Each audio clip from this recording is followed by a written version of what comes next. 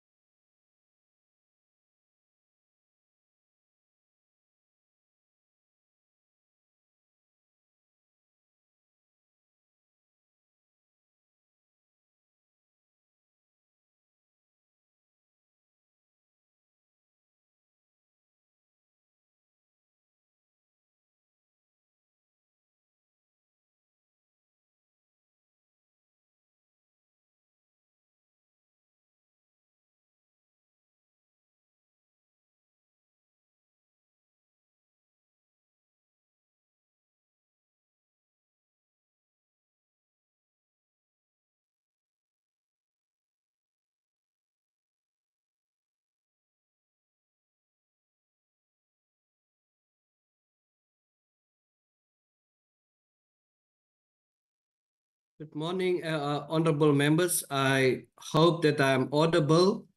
If so, can the PC secretary just advise whether I can start the meeting? Good morning, Chairperson. Good morning, members. Yes, Chair, you are audible. We can start the meeting, Chair. Thank you. Just a second. Thank you so much. Honorable members, before I'm going to do the official welcome, I just want to check with the PC secretary whether we do have any apologies for this meeting. Yes, Chair, we do have an apology from the Minister. He's attending the Select Committee meeting today. He will not be able to join us today. That's the only apology that we have, Chair. Thank you. Thank you so much. We do have the Deputy Minister in this flight. Yes, Chair, I am present. Thank you very much. Thank you so much. Thank you so much, DG. So is that the only apology? Second to that, I would like us to adopt the agenda for today's business. We have the overview of the department on the Mandela Bay Theatre Complex, as well as the briefing from the MBTC itself, following deliberations. And then today also we will consider and adopt perhaps the NCLIS panel report, where I believe that the content advisor will take us through on the process. And following that will be the consideration and adoption of committee minutes that is outstanding that we have postponed sometime last week. And our last item will then be closing remarks. May I have a proposer and a seconder that we proceed with this meeting? I see Good morning, both. Chair. Good morning. I see both hands. Honorable Mtetwa, following by Dr. Mulder. Good morning, Chair. Thank you for having this meeting with you and everybody. I move for the adoption of the agenda. Thank you, Honorable Mtetwa.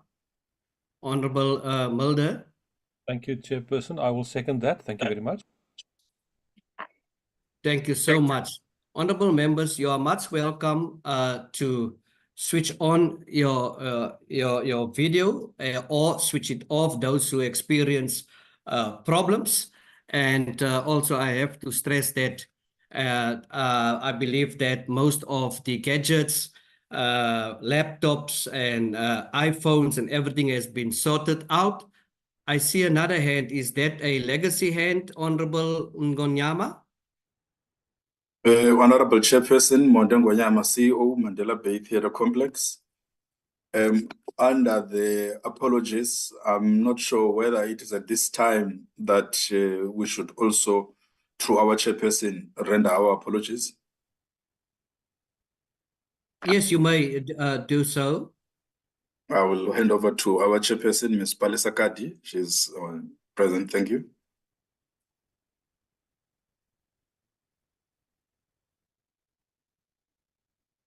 Good Please morning. proceed, Chair. Thank you very much, Chair. Good morning, Chair, and members of the committee and Deputy Minister. Thank you for this opportunity of calling us through as Mandela Bay Theatre Complex. My name is Palisakadi. I'm the Chairperson of the complex. I will now deal with the apologies. We have Dr. Sipuka, who sent sincere apology, and Mr. Maharaj, and Mr. Metuse, who are part of our board, Chair. So I don't know whether Chair would then ask us to proceed or we'll wait again. Now, what I would suggest that we're going to do is that I first would like everyone, first the members to introduce themselves that is in the meeting. Following the introduction by yourself, then I will do an official welcoming following the first presentation or overview by the department itself. So may I ask that honorable members, you don't have to raise your hands, just proceed and introduce yourself. Myself, my name is Joe McGlua. I am a member of this committee and as well the chairperson of the committee. I am Paulina Machato, member of this committee. I am Eugene Mtetwa, member of this committee. I am Liam Jacobs, a member of this committee. Good morning, everyone. My name is Kaolakli. The surname is Khabo. I'm a member of this committee. Thank you very much. Good morning, Chairperson. Good morning, everybody present in the platform. My name is Ethel Nkosi, member of this committee. Thank you. Good morning, Chairperson, and everybody on the platform. My name is Corneille Mulder. I'm also a member of this committee. Thank you very much.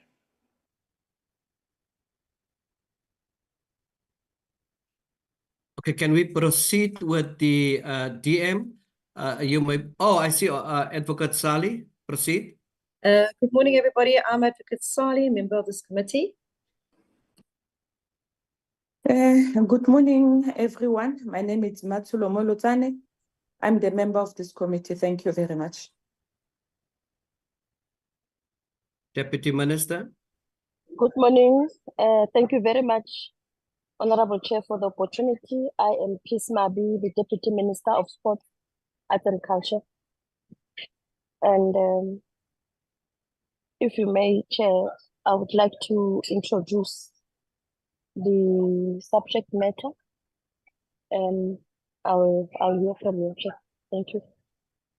Now, can we first, before the DM is going to produce the subject matter, I will have an official welcoming, but I would now like the chairperson of MBTC to introduce herself again and then her entourage. Thank you, Chair. Once Through you, again. Chair, sorry, is the Deputy Minister alone or with her team?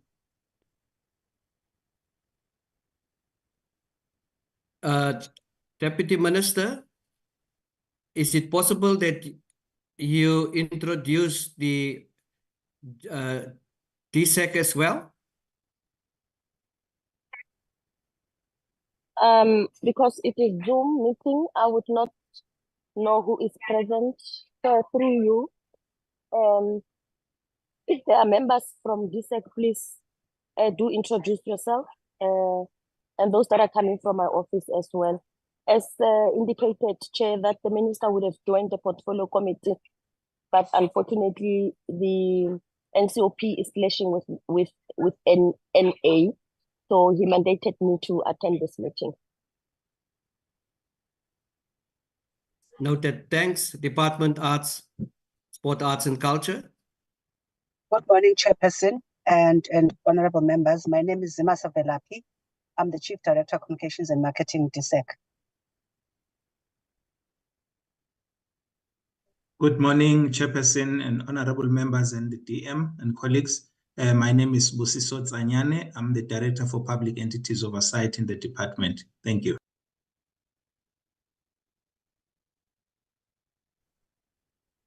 Proceed, DSEC. Good morning, Chair, members of the Portfolio Committee, Deputy Minister, everyone in the platform. My name is Bongi Ramalepe, Director in the DG's office. Thank you. Chair, sorry, through you, Chair, can the members of DSEC show their faces so that we know we are able to match the name to the face, please? Thanks, Chair. Thank you, Honorable Mtetwa. I agree, just for the starting, so that we know that people are in the meeting and not in bed. Apologies again. My name is Bongi Ramalepe, the head of the office in the Director General's office, Department of Sports, Arts and Culture. Thank you. Can you see me? Proceed.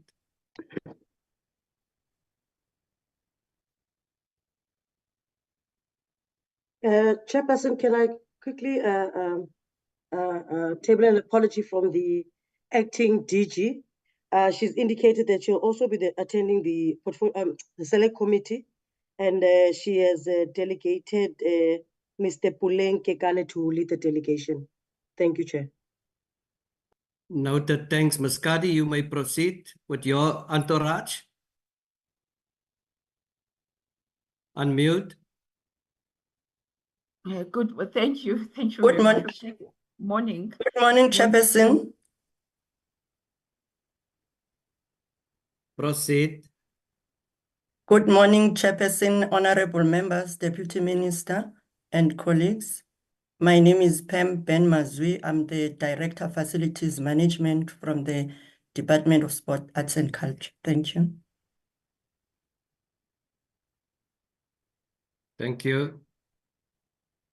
Chair MBTC.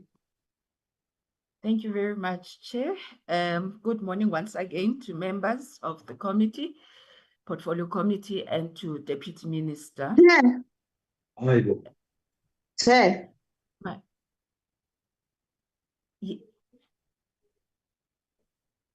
Honorable Mbele.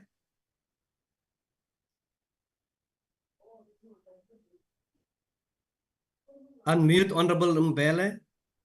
Can you, because I just heard that there was an instruction that we should show our faces. I was trying to do that, but they say the host has restricted my video camera. That's fine. So It's acceptable, Honorable Mbele. I hope. So I I'm hope just it's not been registering that done I'm because here. it's okay. Sorry? That's fine, Honorable Mbele. Thank you. Oh, Let's okay. give Ms. Kadi an opportunity. Yes. Okay. Okay. Good morning, members of the Portfolio Committee, and thank you very much, Chair, for this opportunity. I'm introducing the council members that are on board.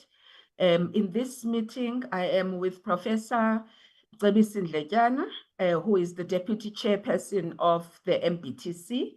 I'm also with Mr.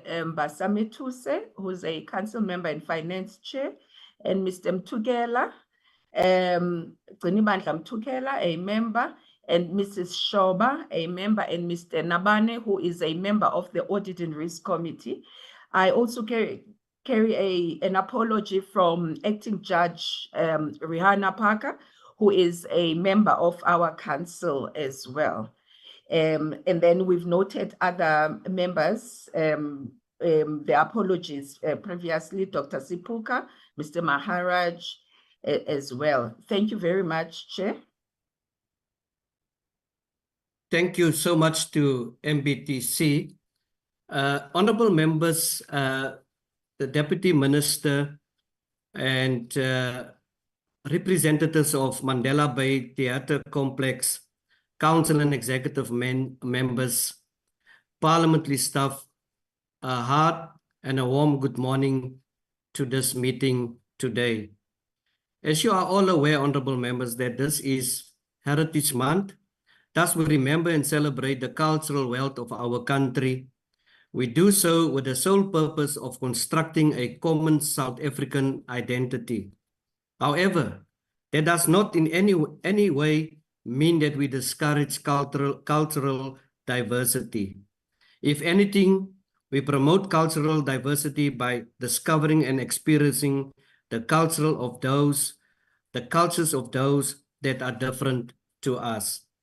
I believe that in the next few days, DM, that the department will issue the theme under which the Heritage Day celebrations will be conducted this year.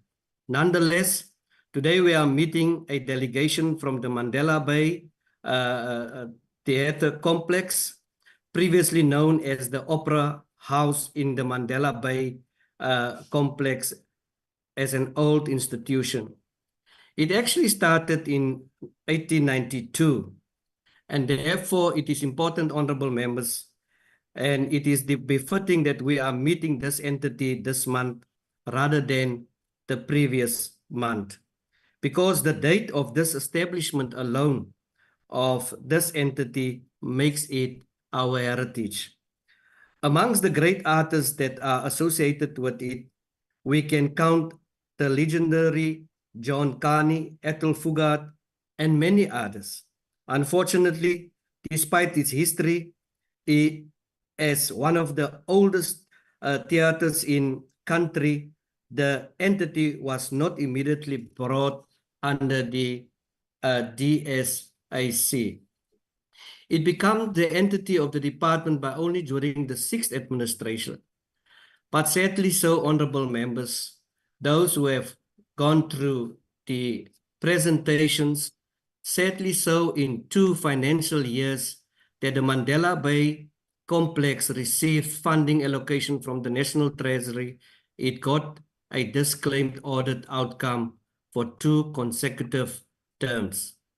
I understand, honorable members, a disclaimer audit finding to mean that when the audit was conducted, the entity had no evidence to support is contained in its financial statements.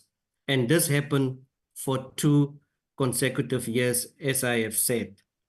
As such, honorable members, we have an oversight role to play, and we are compelled today to seek answers. I must also stress, when it comes to the activities of the board, that there are 9 members in the board, and for what it's worth, who had 17 audit meetings with 19 council meetings and a percentage of 87% presence in of those meetings, and still we are faced with disclaimers. So, honorable members, a very interesting factor is that the AG has requested information with insufficient evidence, and there was no documentation. So I want to say to MBTC today, please take us in your confidence, be honest in what you are going to present to us, because as a committee, we have to keep entities that receive public money account. And it is for that reasons that you will see that we do have a very active committee. They will ask questions, and please, we would like you to provide us with credible answers here today. We also would like you to stress today in your presentation, if you have time, to stress to us, why did you fail to provide a credible financial state? People must be accountable for public money. And we believe that if these monies are not used, people must explain why these monies, because it is public monies.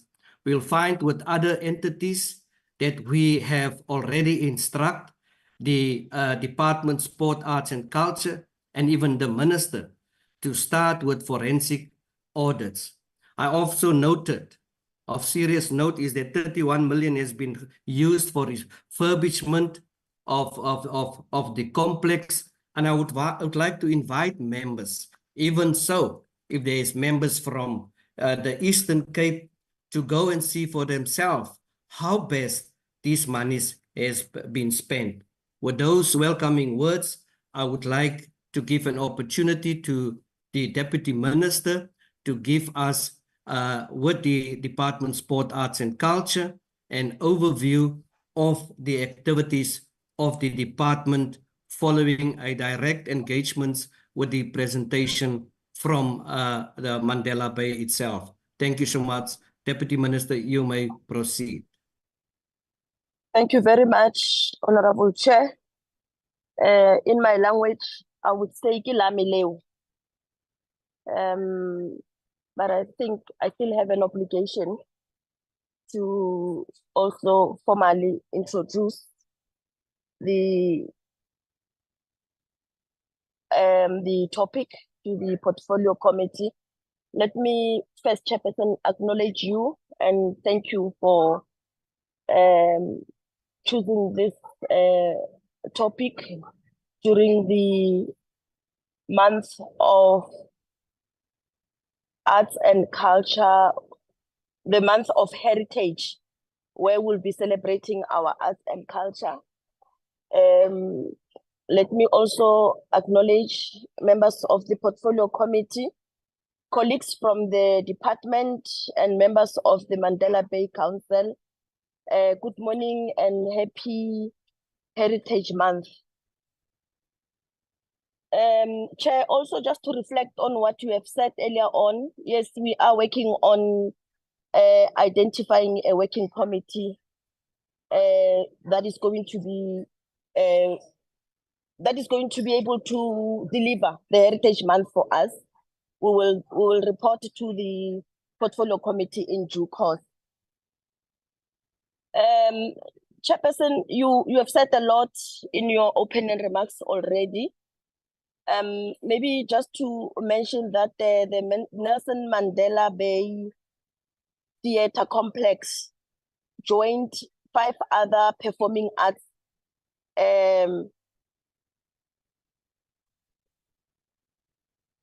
I'm being disturbed here, Chair. My humble apologies.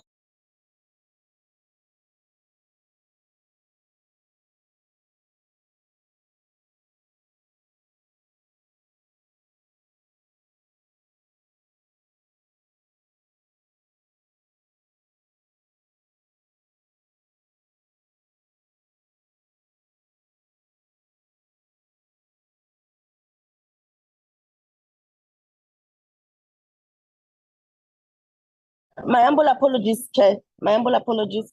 I'm using my phone, so people keep on calling. My humble apologies. My humble apologies, Chair. I was saying It's that fine, DM, proceed, it's fine. yes, I was saying that the Nelson Mandela Bay Theatre Complex joined 5 other performing arts entities reporting to the department prior to the declaration as a public entity.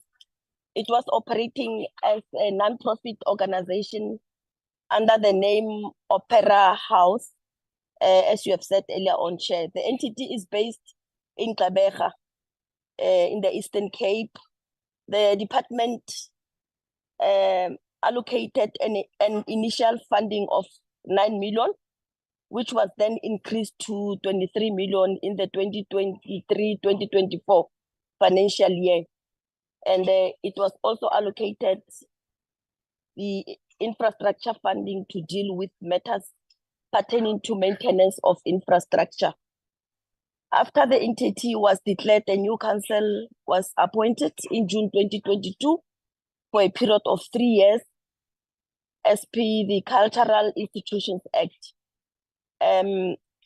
Members of the council are listed in the overview presentation, and there has been challenges which are related to the transition of the entity from being a non-profit organization to become a public entity. Some of these challenges led to the entity obtaining a disclaimer audit opinion in its inaugural audit as a public entity. The entity will expand more on reasons which led to this audit outcome in their presentation. And I think, Chair, you also reflected on that. The entity, however, received a qualified audit for the 2023-2024 financial year. And Chair, this shows that issues raised by the Auditor General in the previous audit are being addressed, and that there's a positive indication that if the entity puts effort, it will be able to obtain unqualified or even clean audit in the next audit. Through you, with your permission, I would like to invite the CEO to then guide us as to who is going to lead with the presentation. Thank you very much, Chair. Thank you. Who's going to present now? Chair, I'm going to thank you very much, the opening remarks and give context. And CEO will take us through the operational matters, and CFO in terms of the finance issues. That's at least now we are comforted by the unqualified outcome that we have received in the year. So, members, if I may proceed, Chair. Yes, you may proceed. There's just one thing in terms of clarity that I would like to have, and that is perhaps the effect or impact you as the chair has here, as well as you know, what your position as the chairperson of the South African Geographic Names Council. Just clarity. I'm asking this on purpose, you know, following the presentations and also interrogation by the committee on a later stage. But I don't have any problem. You may proceed.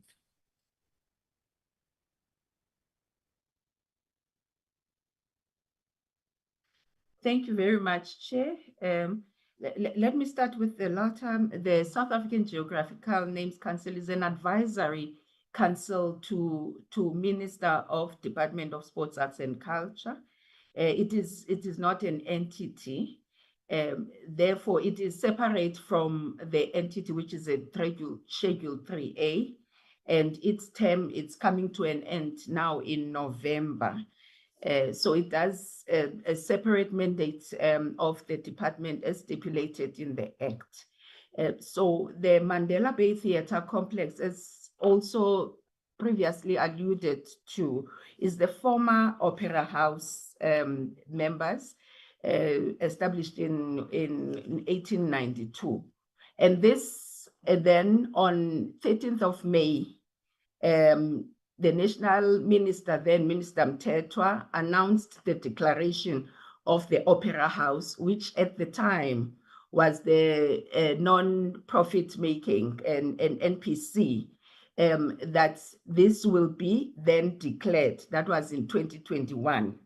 Then the institution on the 4th was gazetted on the 4th of June, 2021. And then in DSEC advertised a council in October 2021.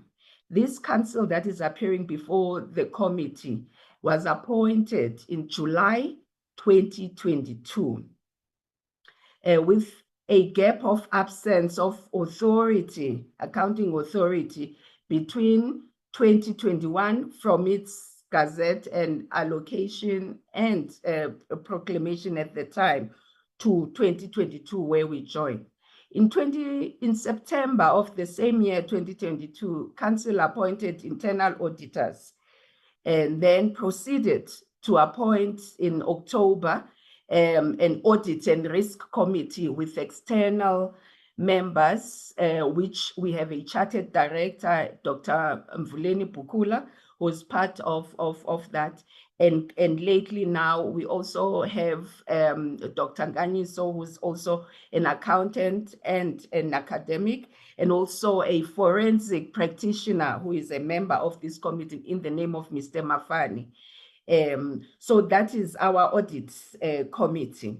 Members, as we proceeded, we inherited an institution here with major transitional challenges as we were moving an NGO, NPC, into a state Schedule 3A entity.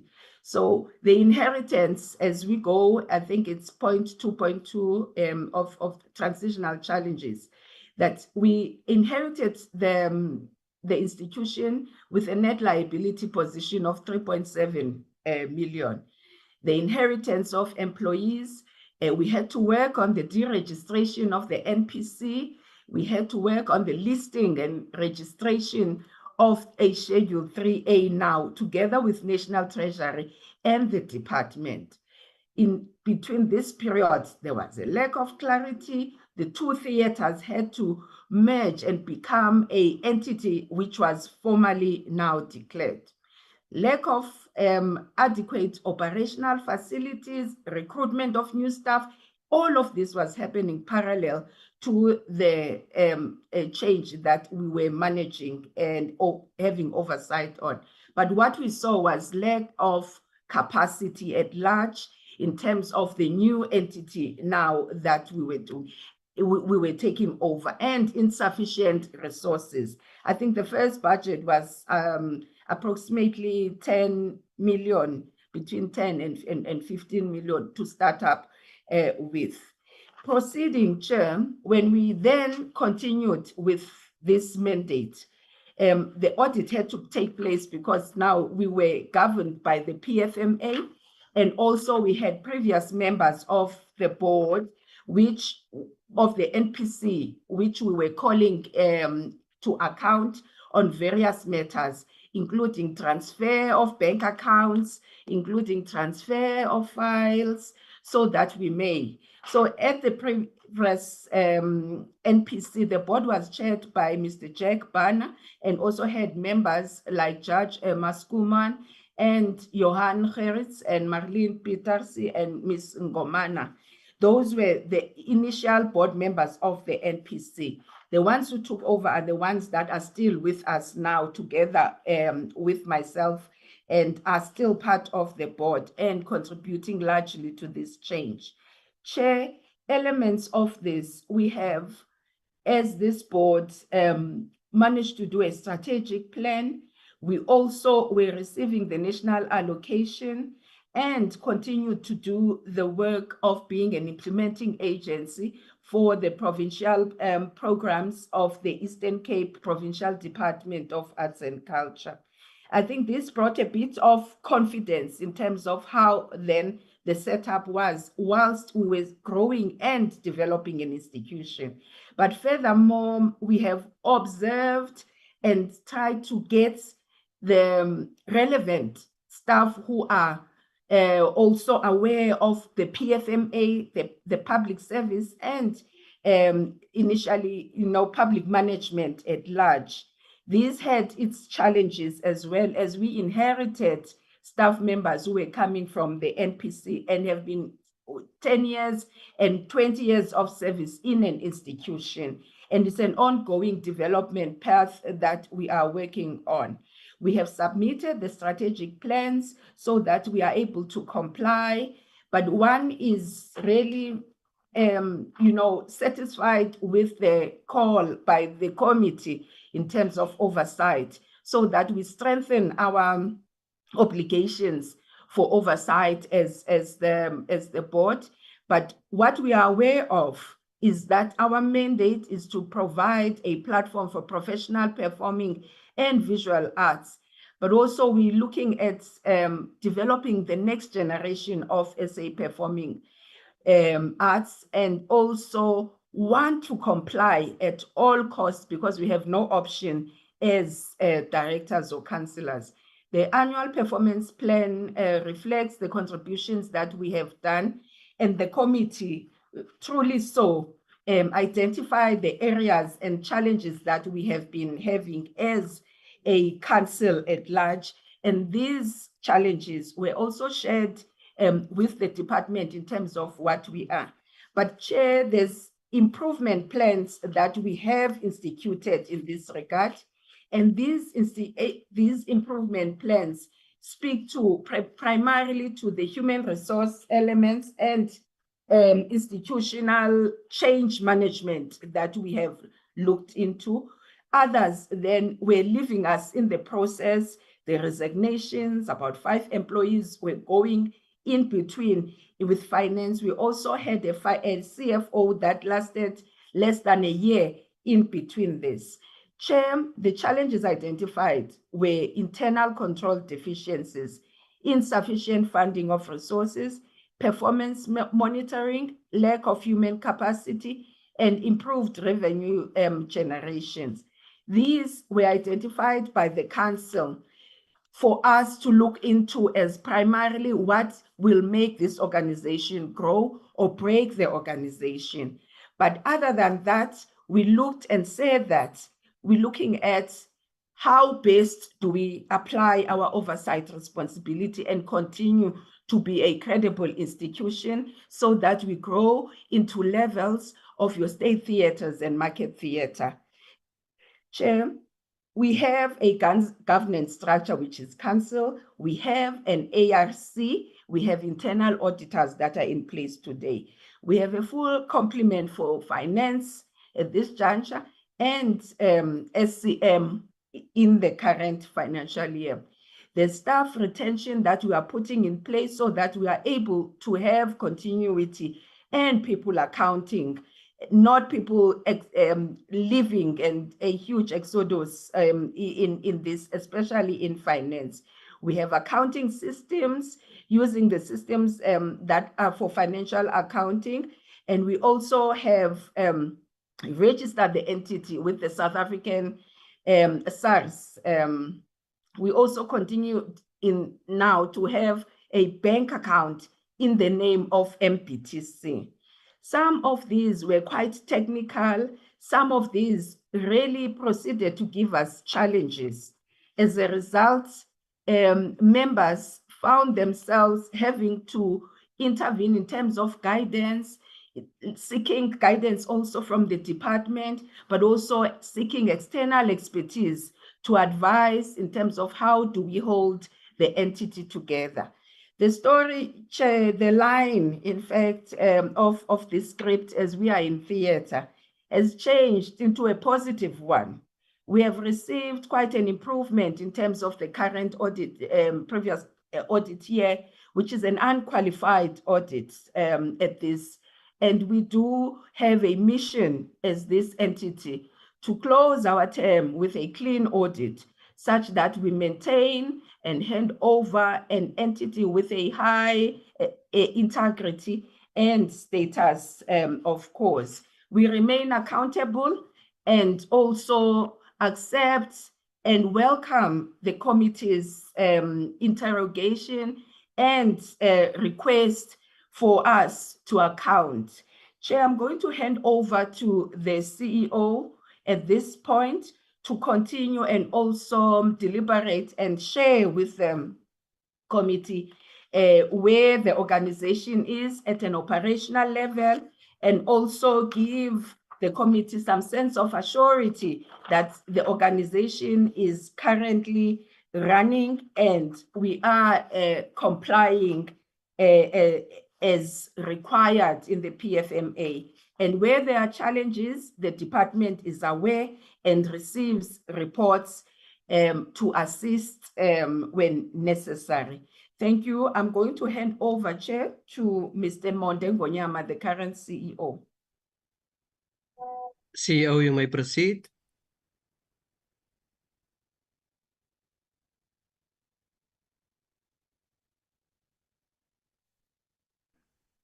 Thank you very much, Chair. My chairperson has run the crux of the presentation. Mine is to highlight critical aspects. The presentation, as was presented, places the institution within the legal framework of the laws that dictate the governance of the cultural institution. Further, the institution follows the peremptory instructions and objectives, priorities of the Department of Sport, Recreation, Arts and Culture within the 6th Parliament, as this presentation falls into. Portfolio Committee Chairperson Honorable McGlue has beautifully summarized the history of the institution, and mine is to highlight critical issues which are in line with some of the statements that were made. We would want to thank the South African government and the Department of Sport, Arts and Culture in particular for declaring the institution on the 13th of May 2021 through the Minister Mthethwa's budget and policy speech in Parliament. Chair, I want to point to the fact that the institution was then to become cultural institution effective 1st of April 2022. Then the committee needs to note, and honorable members, that from the 1st of April until July, there was no accounting authority. From the 1st of April until October, there was no audit and risk committee. From the 1st of April to August to September, there was no internal auditors. These three issues rendered the submissions for audit at the end of 22-23 suspect and to the Auditor General, because there was no authority during that time. I also want to treat the question of a 2-year consecutive disclaimer. The Auditor General audited came in 2022, at the end of 2022-2023. And for the first time, the institution was audited by AXA at the end of 2022-2023. AG audited 2 years in one sitting. That is why it seems, or it appears, that we've got 2 consecutive years disclaimers. This to the institution was, it came first of all as a shock, because we were under the impression that AG is not going to audit the institution for the period it was not under the Cultural Institutions Act, therefore NNC. However, AG decided to do a back-to-back. Therefore, it is not like it was 2 consecutive years of failing to account by the institution. However, in terms of the audit standards, AG had to have a back-to-back audit to refer. I must thank the National Department now that the institution, my apologies, that in 2021-2022, after the declaration by Minister Nathi Mthethwa, or gazette by Minister Nathi Mthethwa, the institution received a special grant of 9 million to respond to the euphoria of declaration. This was for programs. And then in 2022-23, the institution received 20 million.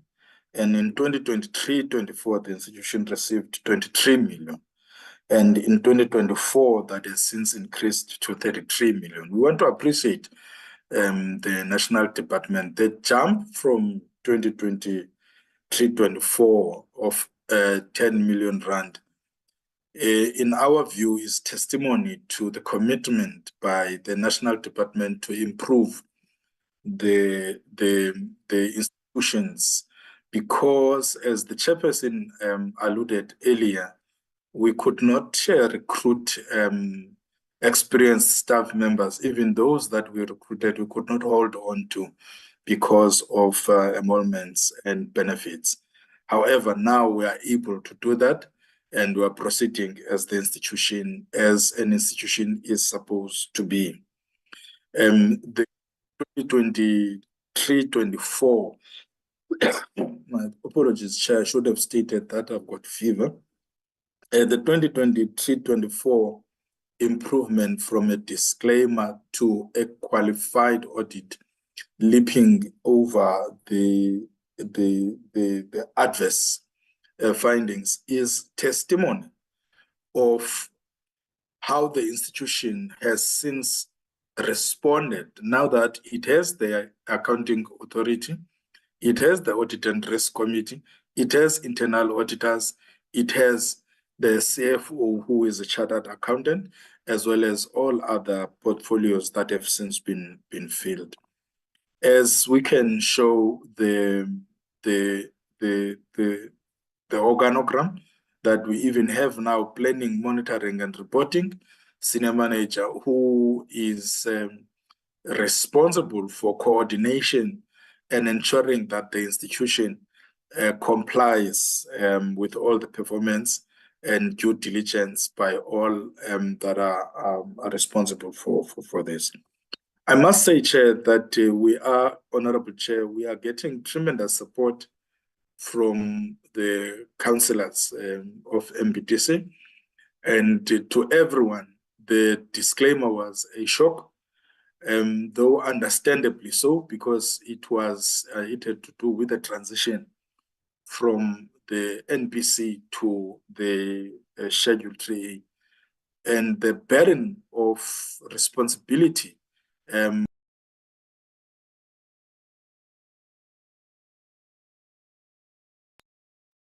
Please apologies. mute. Thank you very much. So these are the improvements that we are committing to the portfolio committee, that it was not mere recalcitrance or reneging on us to perform our responsibilities as we're supposed to.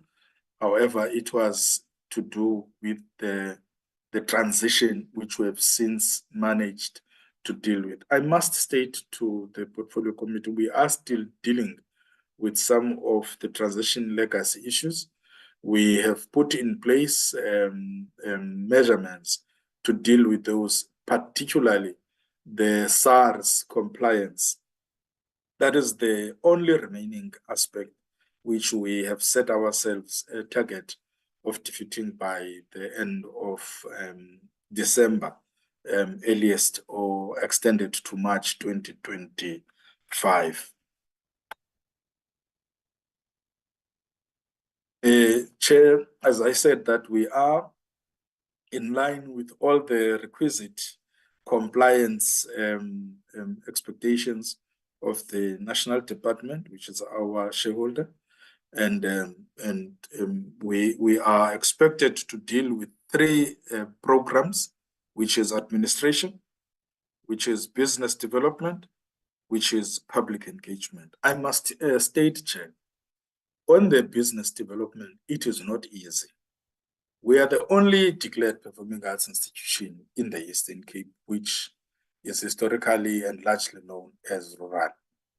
This poses a problem, especially on issues of compliance, because you would have easy people in the urban areas complying with all CSD items, but it becomes difficult for people in the rural areas. Now, in trying to apply Ubuntu to ensure that we do not exclude them, this is where we falter and flounder.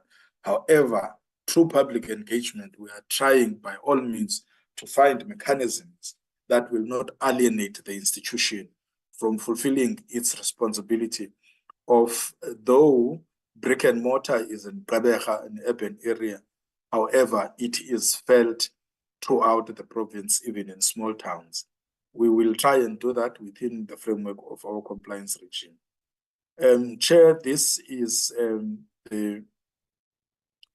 the budget that we have on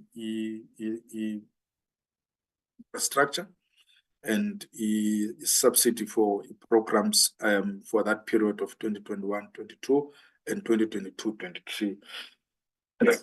Apologies. The 31 million that the chairperson referred to is the grant we received in 2012-2015, which was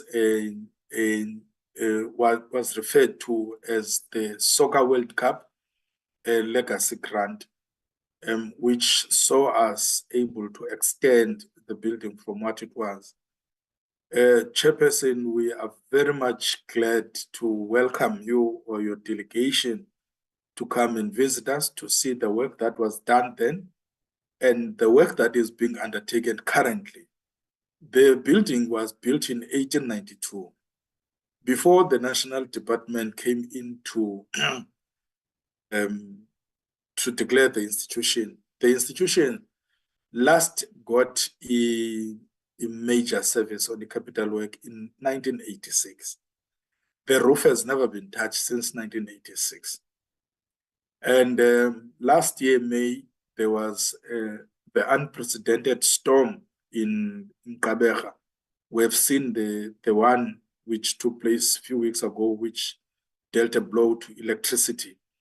And the last year one, it took a blow on our building and damaged the roof.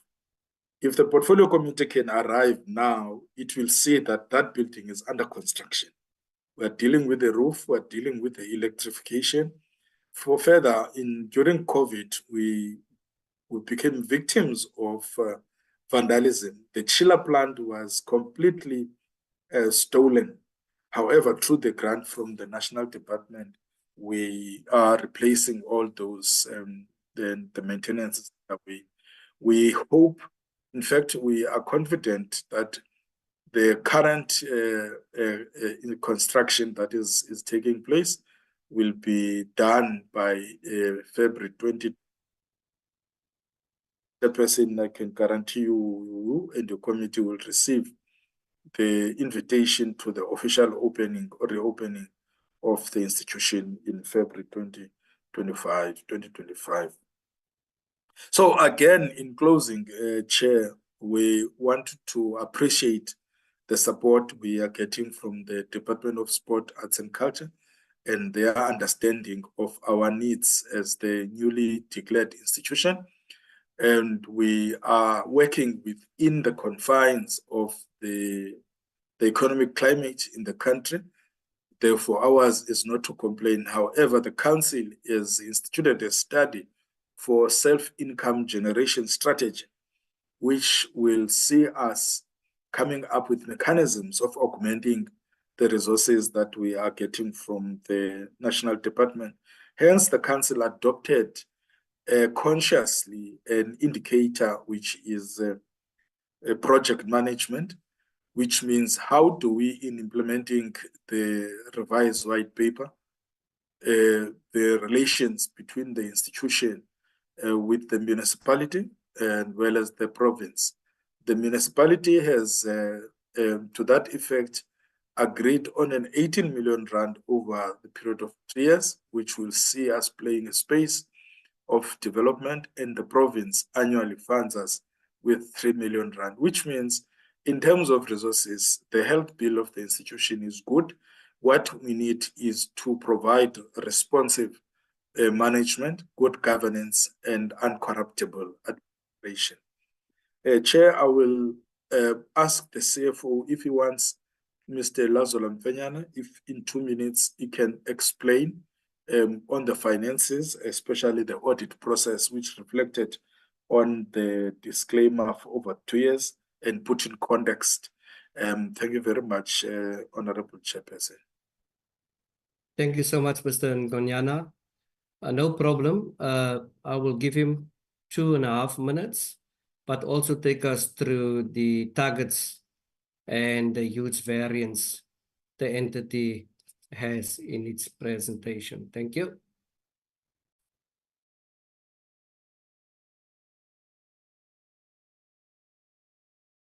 All right.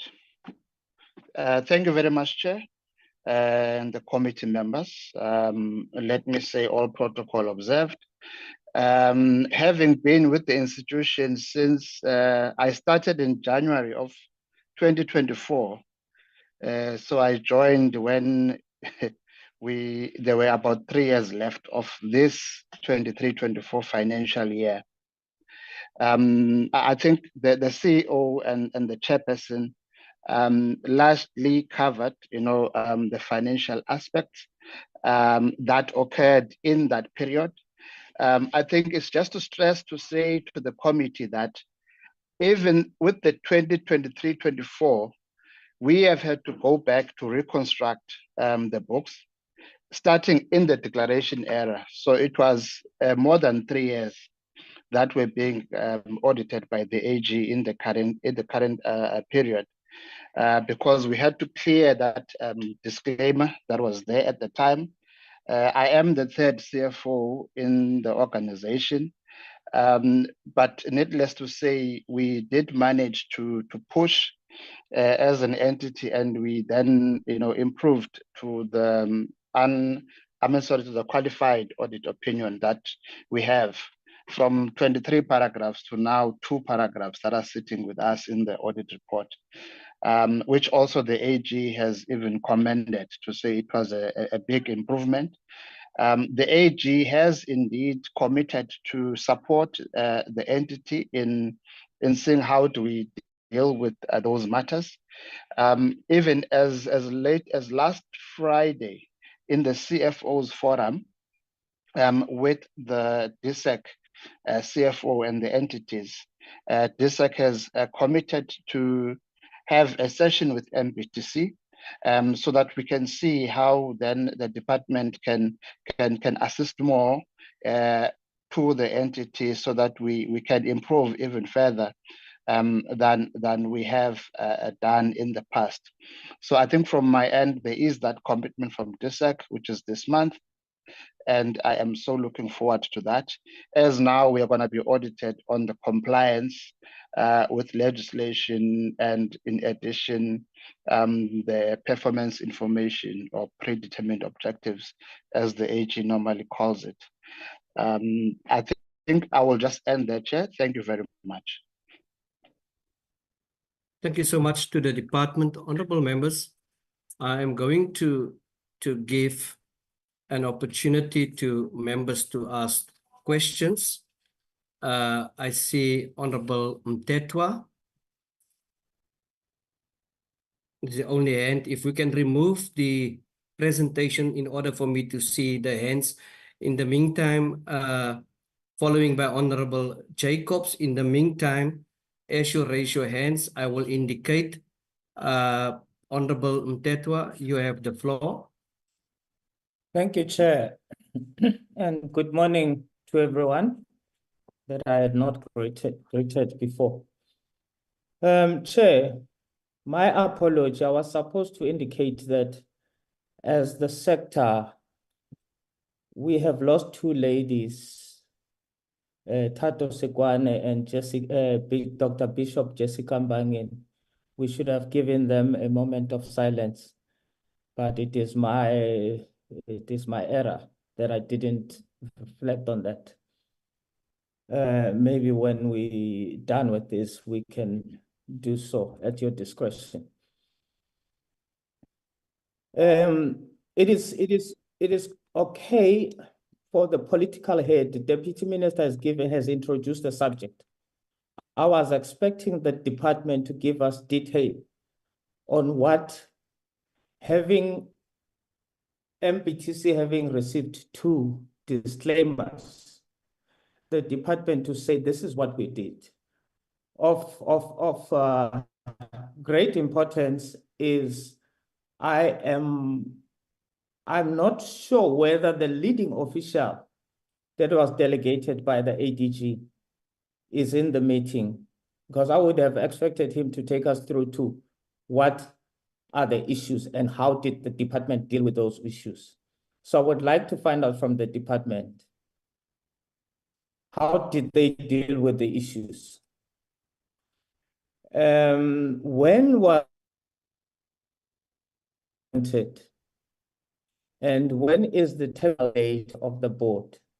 So that we understand whether they inherited challenges or they experienced challenges along the way and constantly having to rectify issues. But also, in their rectification, what have they done apart from appointing the audit committee, which is internal? There was the presentation before the CEO said that they had the AG, as the Auditor General, did a back-to-back. And I want to know of which financial years was that back-to-back relating to? What were the disclaimers referring to? And what have they done to rectify that apart from just appointing the internal audit? does MBTC have external audits? Because it has to be balanced. It can't be only internal. It must also have an external audit. And then the last one is, let me pause there just on those questions. I will take a second bite if I get clarity, because others may be answered during the time when they respond to the 4 questions I've asked. Thanks, Chair. Thank you, Honorable Tetwa. Honorable Jacobs, followed by Honorable Malotane, followed by Honorable Khabo. Honorable Jacobs. Thank you very much, Honorable Chairperson, and thank you very much to the complex for the presentation. And I must say, I don't know if I must be disheartened, if I must be disgusted, or if I must be hurt, because it comes off as though this is an institution that does not respect the will of the taxpayer. It does not respect the fact that a taxpayer puts money into this institution and into the hands of the government in good faith that there will be delivery, that there will be outcomes from this. And I'm disheartened to Honorable Jacobs. see the financial state of the institution. May I request that you switch off your video? We can't hear you. Is this better? That's 10 times better. Thank you. 100 times. Thank you very much. Where did you lose me, Honorable Chairperson? You were talking about the extent of the work that the entity has done.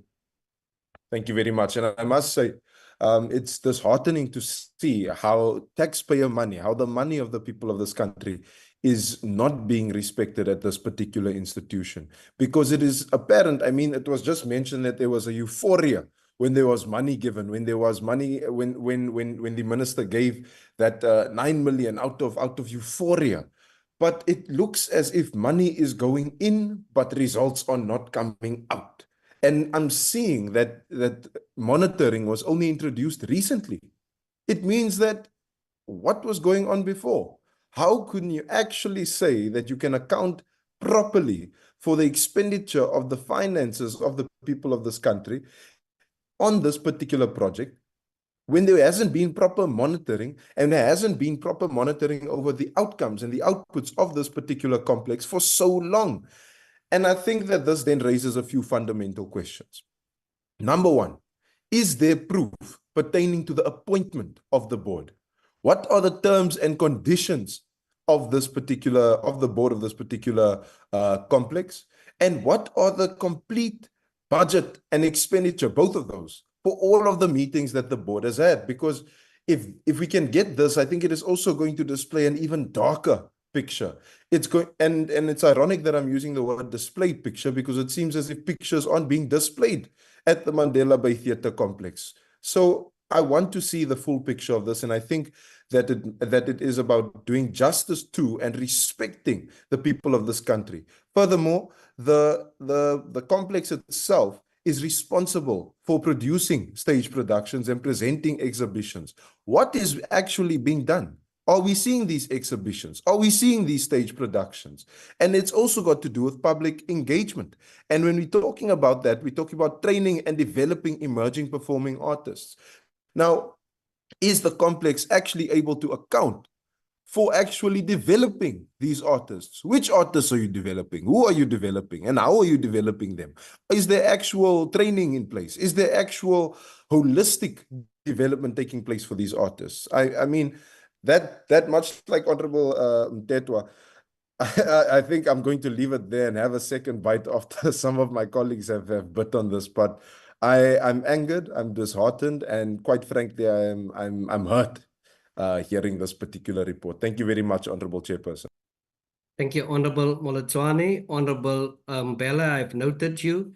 You will follow Honorable Sali. So it's Honorable Molotwane, Honorable Khabo, Honorable Sali, and then Honorable Mbele. Good morning, Chairperson. Good morning, honorable members, and good morning, officials from Mandela Bay Theatre Complex. Chairperson, I only have one question. When the gentleman present, he talked about the audit of 2023. It was a back-to-back audit. Unfortunately, the way he has explained, to be honest, I didn't get it. And can he be able to explain it thoroughly? How did it come that they got the back-to-back audit? I think it's 2021, 22, and 23. How did it happen that that audit became back-to-back? Thank you, Chairperson. Thank you. Honorable Kabo.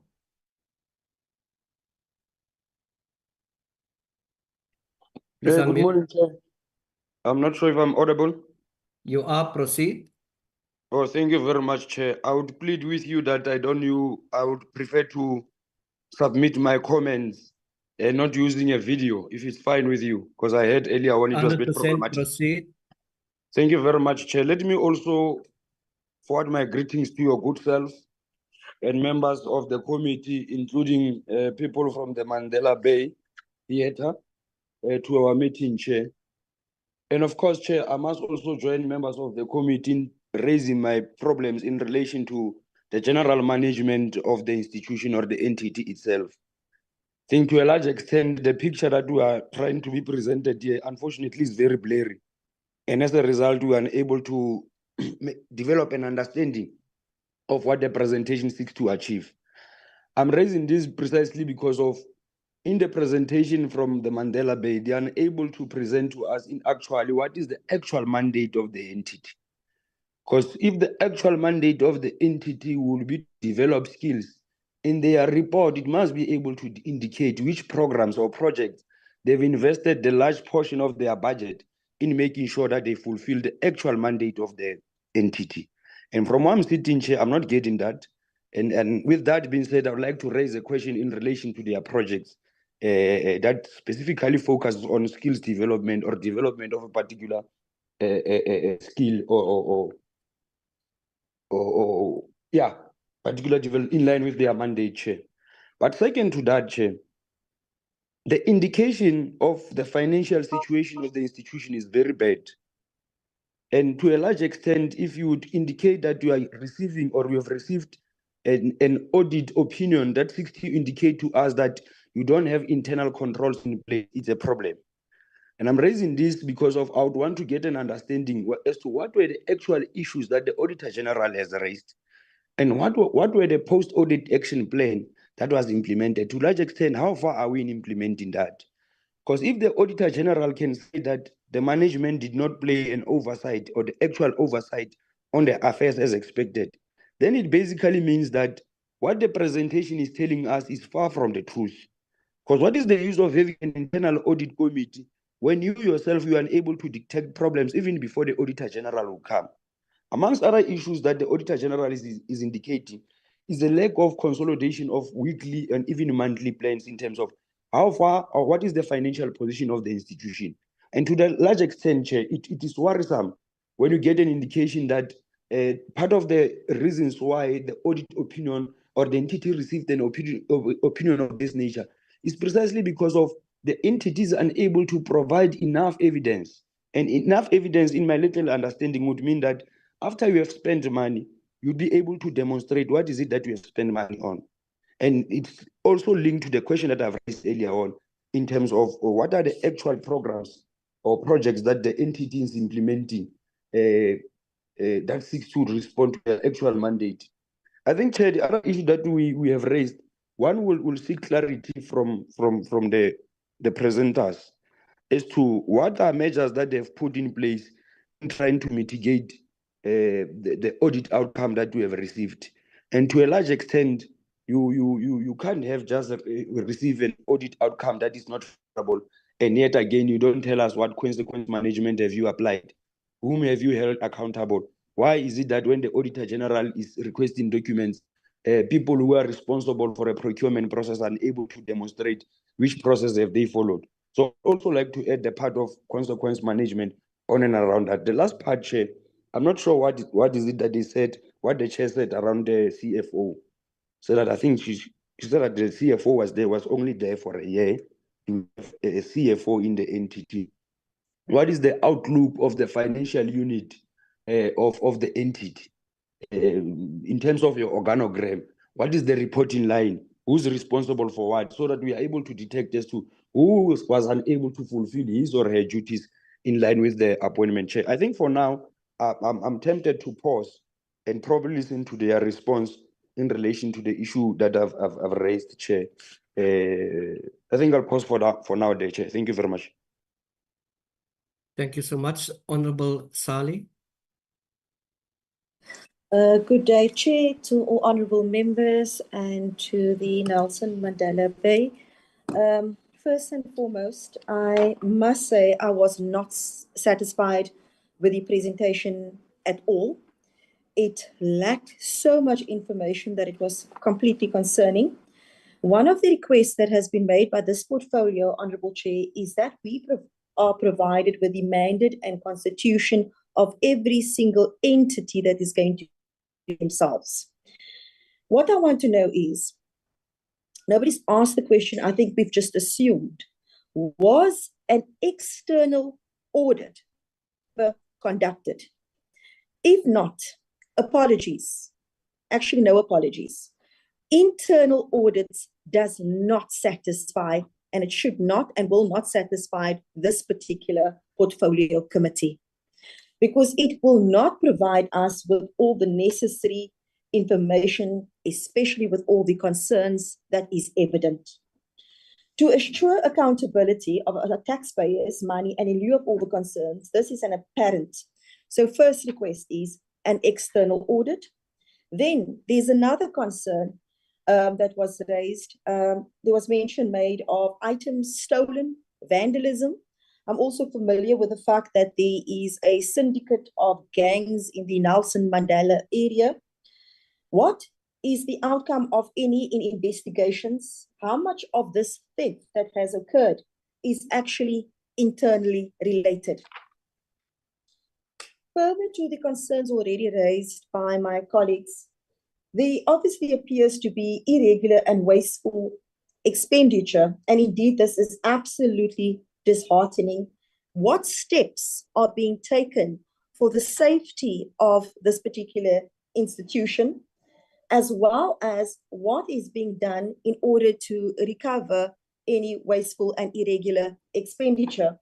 What is the forward plan of this entity, programs, investments, skills development?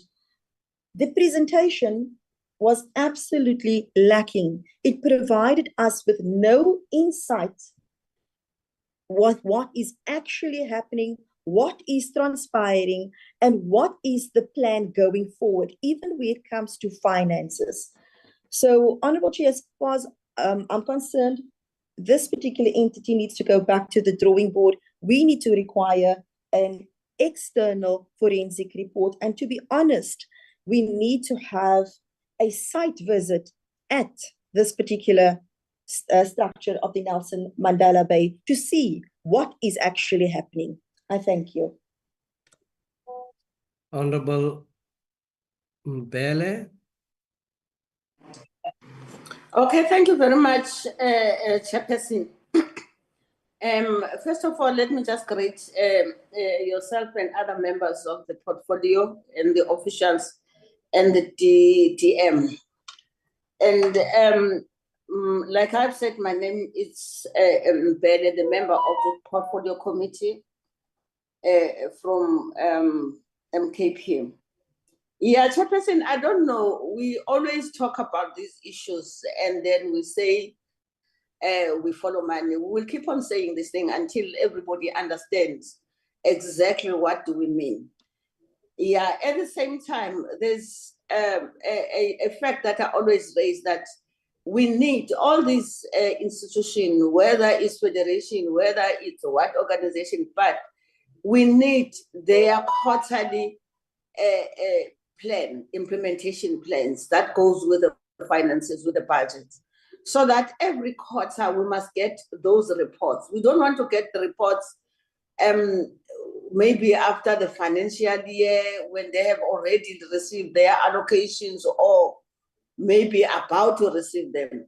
But there is no prior accountability because we need to monitor. We mustn't wait until the funds are misused. We need to monitor and make sure that the funds are used accordingly. Now, if it means that we have to give them maybe in 2 terms, maybe in the first 6 months and the second six months, including the salaries, the operational budgets, so that at the end of the day, we are able to can just say, okay, you did not perform accordingly. That means you will only get your salary after you have done your performance. We need to avoid these issues because it seems like the whole department, in all the organizations that are in this department, there's a lot to be desired. So we need, in other words, what I'm trying to say, Chair, let us agree that we are going to put the forensic so that it can go deeper. There's a lot that has happened. I don't want to lie to you. Now, if we talk about the issues of the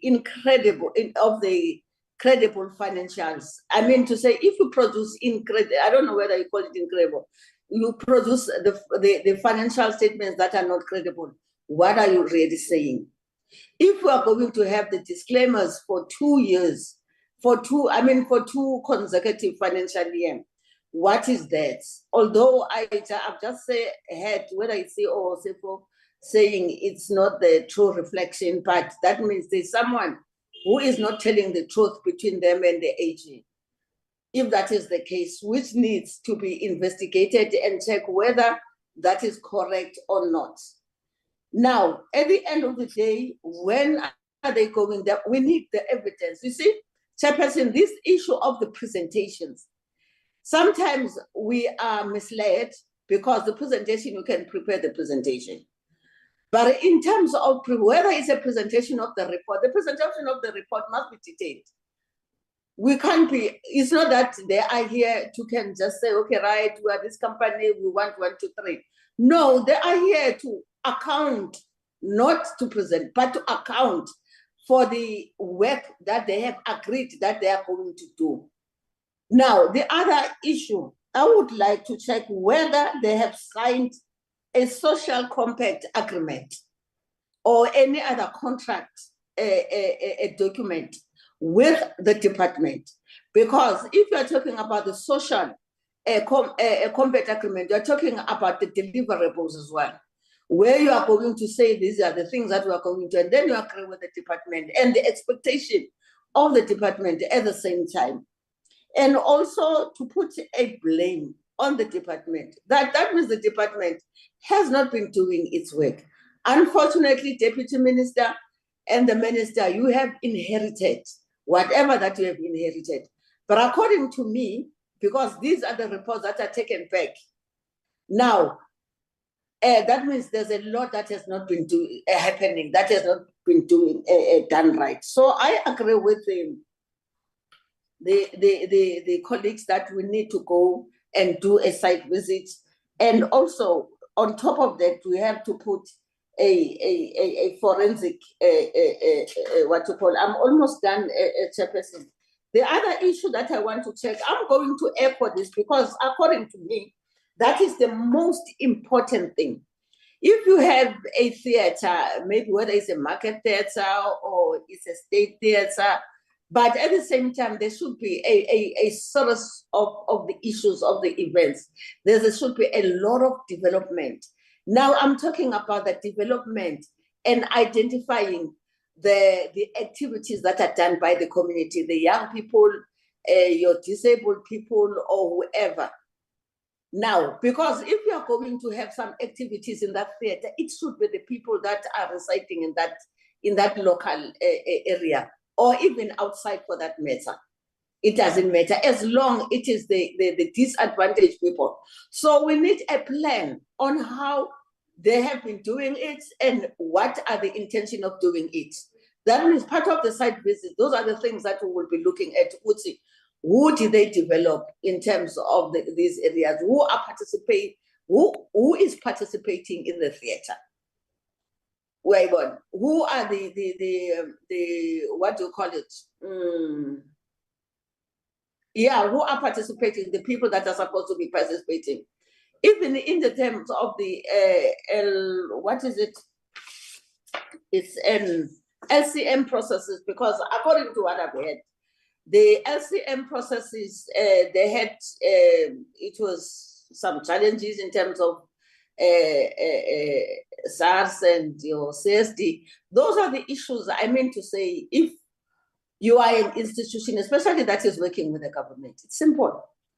You go to SARS and tell SARS that we are having these challenges. Can you please assist and come and workshop? You bring services to the people, especially in the rural area, because that is where my passion is. You have to bring those institutions that are supposed to be assisting and equipping those communities in terms of complying. They can't go to town and whereas they are supposed to be there. The services must go to the people. We need to demand those things. I'm sorry I took so long. We need really to claim the dignity of our people through theatre, acting and all those things, please. Thank you very much, Chairperson. I'm sorry to take so long. Thank you, Honorable Bele. Honorable Mteto, I note your hand, but give me an opportunity to deal with this in this fashion. I'm going to give you an opportunity again. And I want to say to Ms. Kadi and the department, pardon us for doing it in this way. We have entities and entities in front of us, and it's like, you know, the old same record. Now, we have decided as a committee to do things differently. First and foremost, as we are speaking here, there is a YouTube link out there of people that also have an interest in some of these entities that are appearing before us. And rightfully so, some of them following or after these meetings write to us and then have a contrary review of what has been said. That's why our thorough interrogation in terms of our oversight. I'm going to give the department an opportunity to respond, but please, I'm going to do it different. I'm going to do it completely differently. If the department is going to respond, please respond against the backdrop of the following. First, the department said, the entity said it has been shocked. How can we welcome a report of this nature? There's targets, my favorite. There's targets and there's a column whether you reach the targets. The variance is so huge, except the one that the meetings has been held and what Honorable Jacobs has asked. Now, knowing that we don't have the capacity, why should an entity set up a high standard? Sometimes entities have a sound capacity with low standards. So these are the tricks and things that we know. Now, 9 million rand has been spent just to respond to the euphoria of being declared an entity. 9 million rand just to respond to the euphoria of being an entity. Do this entity think that we as a committee, you know, people are speaking with passion here. Do you think that we as a committee should really adopt a report of this nature where there's no proof, nothing is being found, it's a free for all? You are now receiving government transfers, but I'm going to do this. And I want to say to the entity, I know there are various people in place that respond to questions. Now, what we experience as a committee is that some of the entities, and I'm not saying it's you, respond to the darling questions and sometimes deliberately forget all the questions. Now, I'm going to start at the top. And I'm going to give an opportunity to the entity, including the department, to respond.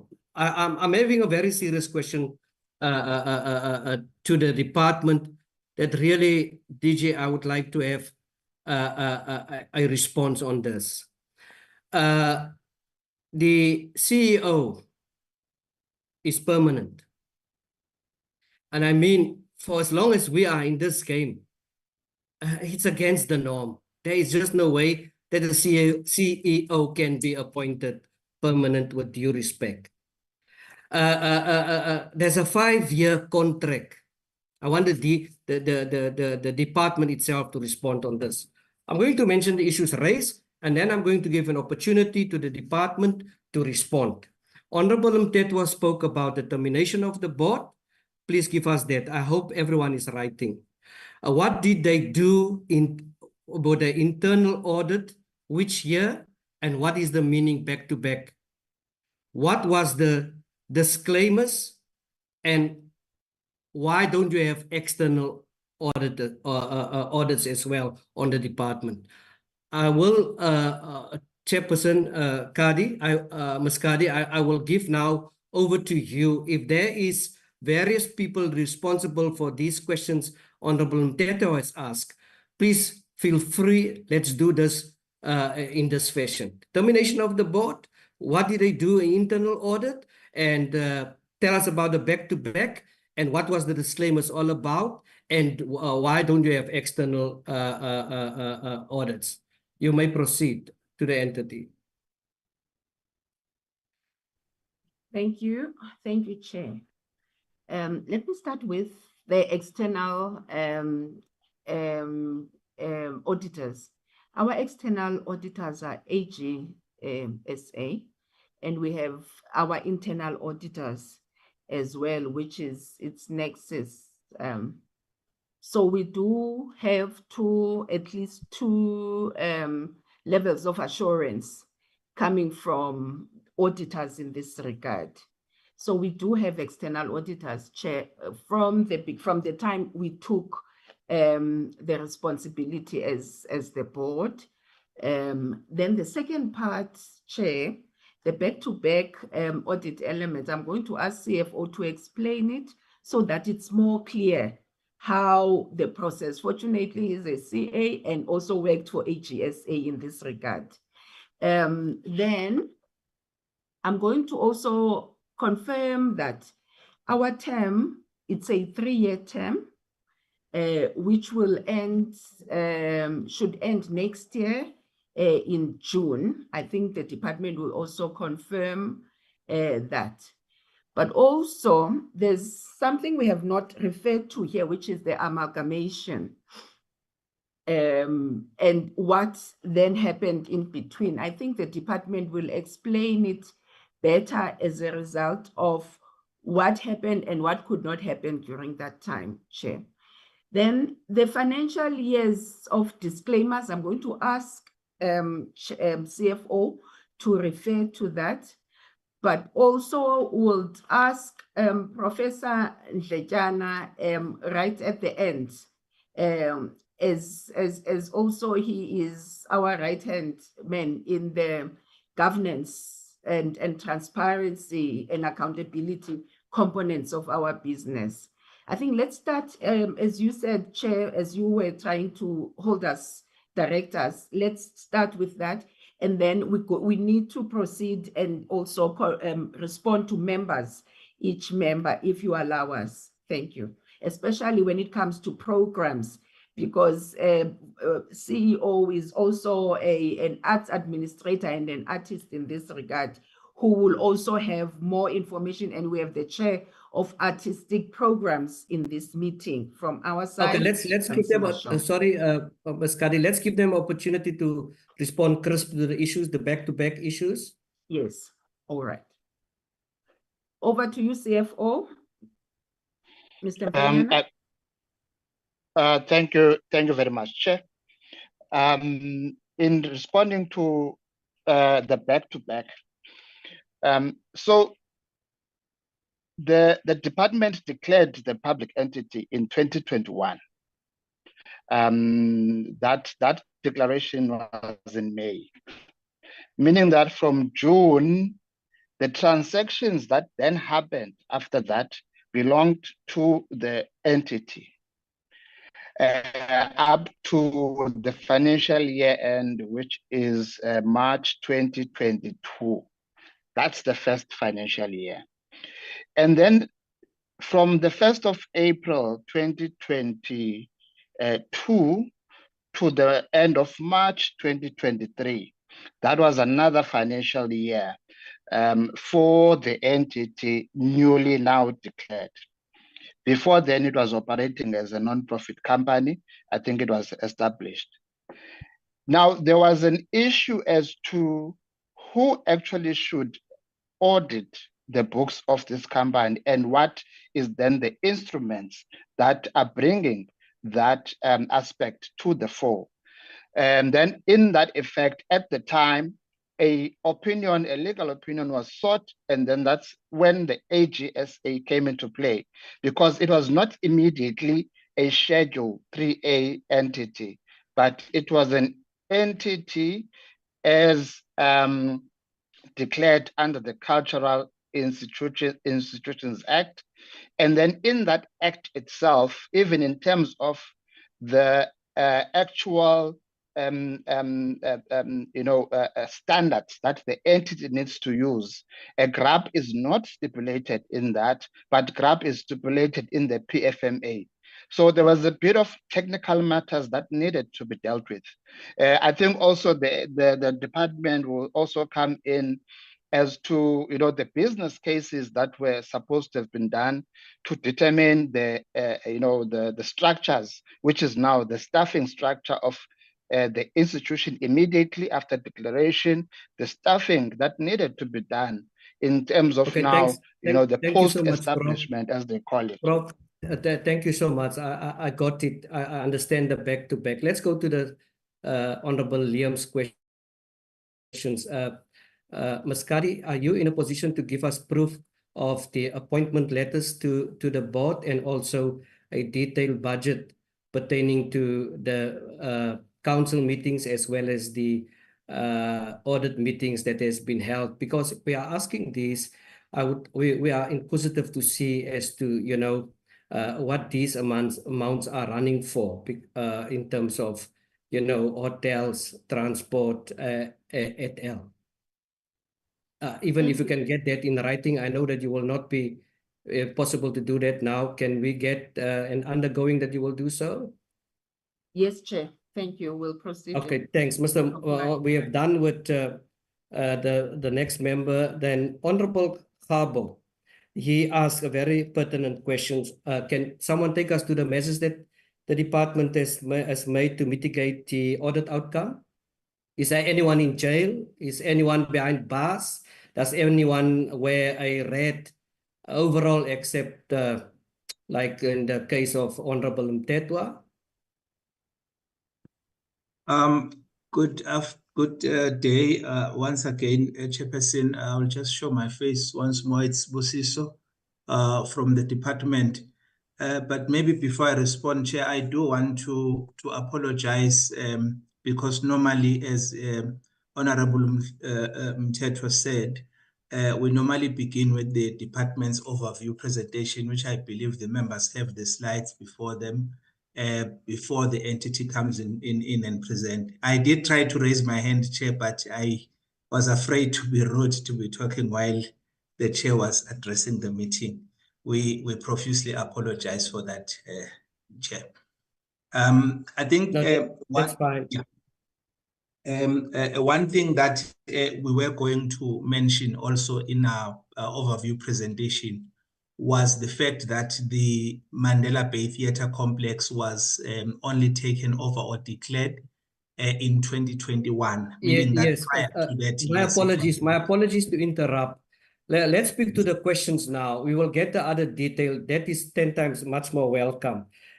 Can someone take us through the measures that has been taken to mitigate the audit report? Who has there been act against? Thank you, Chair. On that one, I would say that the department, through its oversight, we've engaged with the entity in terms of finding out what were the issues. And currently, Chair, there are no issues. No, my apologies again. We know what is the issues. What measures has been taken? Who has been acted upon? The issues we all know. It is there, we understand it. What measures has been made to mitigate the AG's report? Obviously, there is a report of they could not find anything. Who was responsible that they could not find a invoice or a pay or whatever for so many millions? Who was responsible? Did we act against that particular person? Okay, let me pass on that to the entity because it relates to consequence management issues. Okay, that was the second question of Mr. Honorable Khabo. They can proceed. Who's responding to that? CEO will respond. Thanks. Thank you very much, Chair. Consequence management is not about punitive measures only. Yeah, speak us through secondly, it. Speak us through it. It is wide. Just respond to the questions, yes, please, entity. What has been done? This is what we know. We see and we read, but we don't know what has been done. Although it is just not about punitive measures. We all know that. Please take us through it. What has been done? So that we can get, as a layman, also an understanding, has something been done? Yes, there has been something that has been done, Chair. Okay, take us through that. The qualified staff members have been recruited, and offers to ensure that the staff are retained has been undertaken. Chair, what led to the disclaim resigned in July? The SAM manager resigned. The SAM officer resigned because they got better offers. This led the institution not to be able to respond adequately to all the tasks at hand. However, these have since been addressed. Hence, currently, we have all the skills and that led to the improved audit outcome. Therefore, the diagnosis was on skills, the diagnosis was on staff turnover, and these the council and management have closed. Yeah, thank you, Chair. Mr. Ngonyama. It's really difficult for me to assess what has been done. People are no more there. There's no action. But we'll come back to you. I'm going to the next members. The following member, Honorable Sali, asked the stolen items. Give us some thought on that and also the outcome of the investigation. Honorable. The charges were late. People were so I thought assisting. May I? Sorry. And these were not staff members. These were thieves who were in the place. Before the institution was declared, which was 2020, it was COVID. And at that time, we did not have resources to employ security. However, after that, thievery and vandalism has stopped because we put measures. But there were cases, and I can provide a response as to how far have they gone in subsequent submission to the committee. Thanks so much, Mr. Ngonyama. May I ask that the committee be submitted with the case number of that particular issue? I would like the professional staff to also make a note of that. And okay, external report we've dealt with, recover voiceful expenditure is similar to the measures mitigated. I don't know whether to go in there again. Then there's a question to the department from Honorable Mbele. Would you support the portfolio committee for a a forensic investigation on this entity? The department, please respond.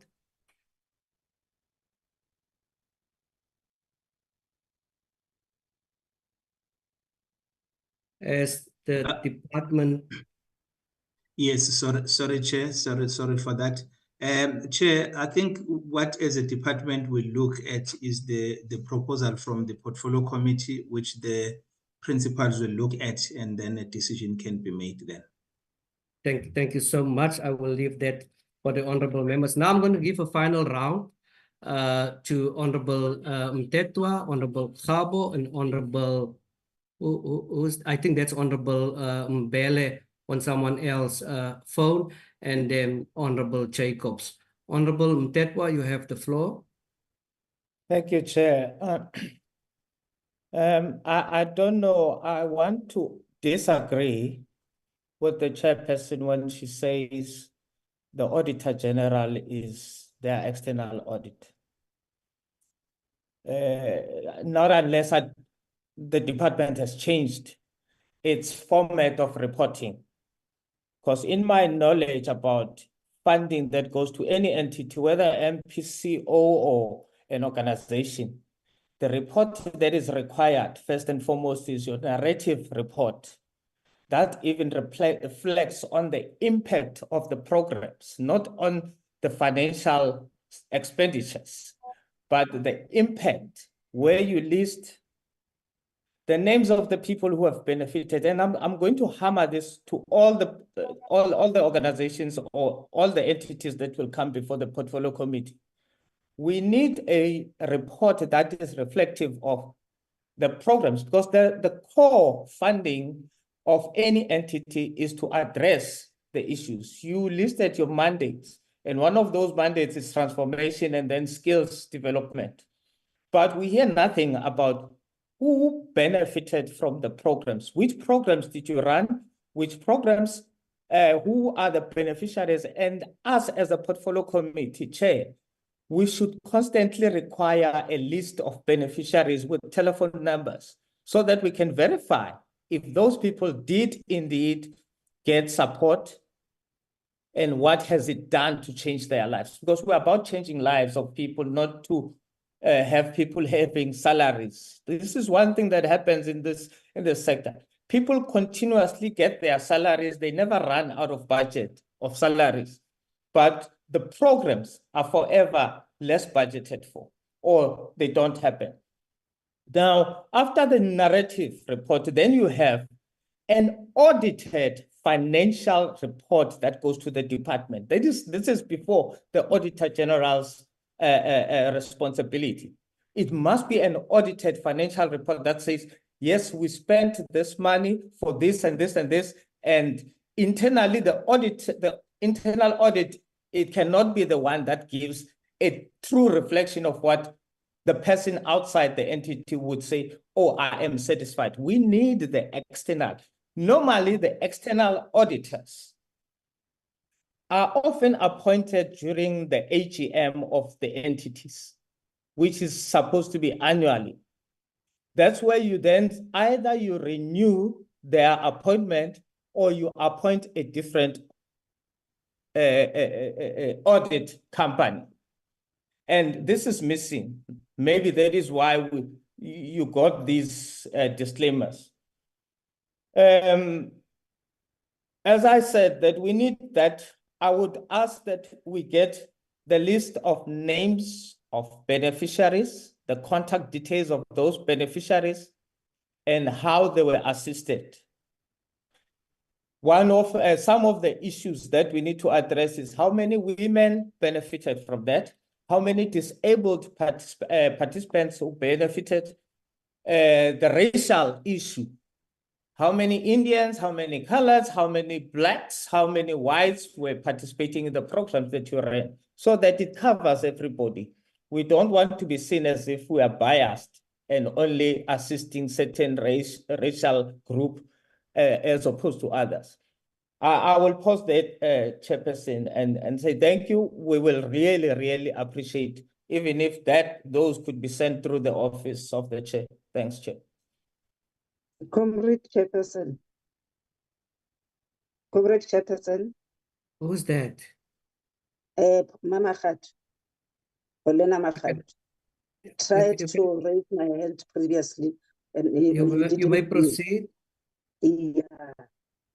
So the problem here, I just want to greet everybody in the meeting.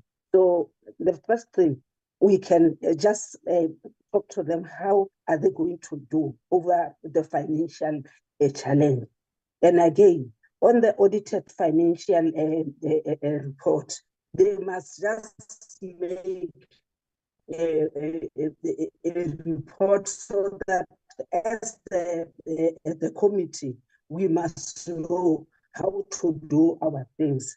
So I think the initial report. So that report, I think we will go through it. Thank you very much. Okay, I'm going to give Honorable Jacobs and then Honorable Kabo, yes, and then the department. I see hands of the department. I've noted it. That's Mr. BC and Mr. Mondi Zizi. Yeah, yes. Following the I think they are part of the entity. Let's give an opportunity to Mr. Jacobs. Thank you very much, Honorable Chairperson. I'm going to be brief. I'm going to be short. All I want to say is that I desperately think that we ought to recommend a forensic investigation into what is going on at the complex and to understand what is going on. What delivery is taking place?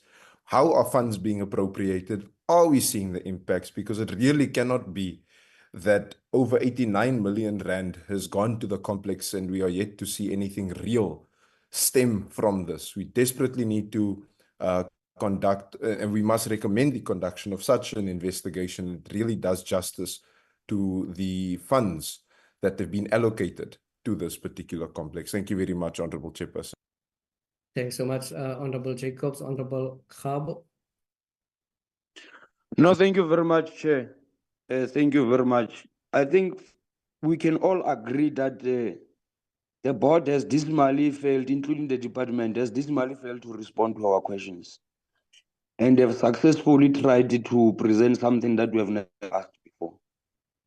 And we have tried to simplify all our inputs, but clearly they are not willing to come to the party. I want to agree with the suggestion that we should institute an investigation, a thorough investigation.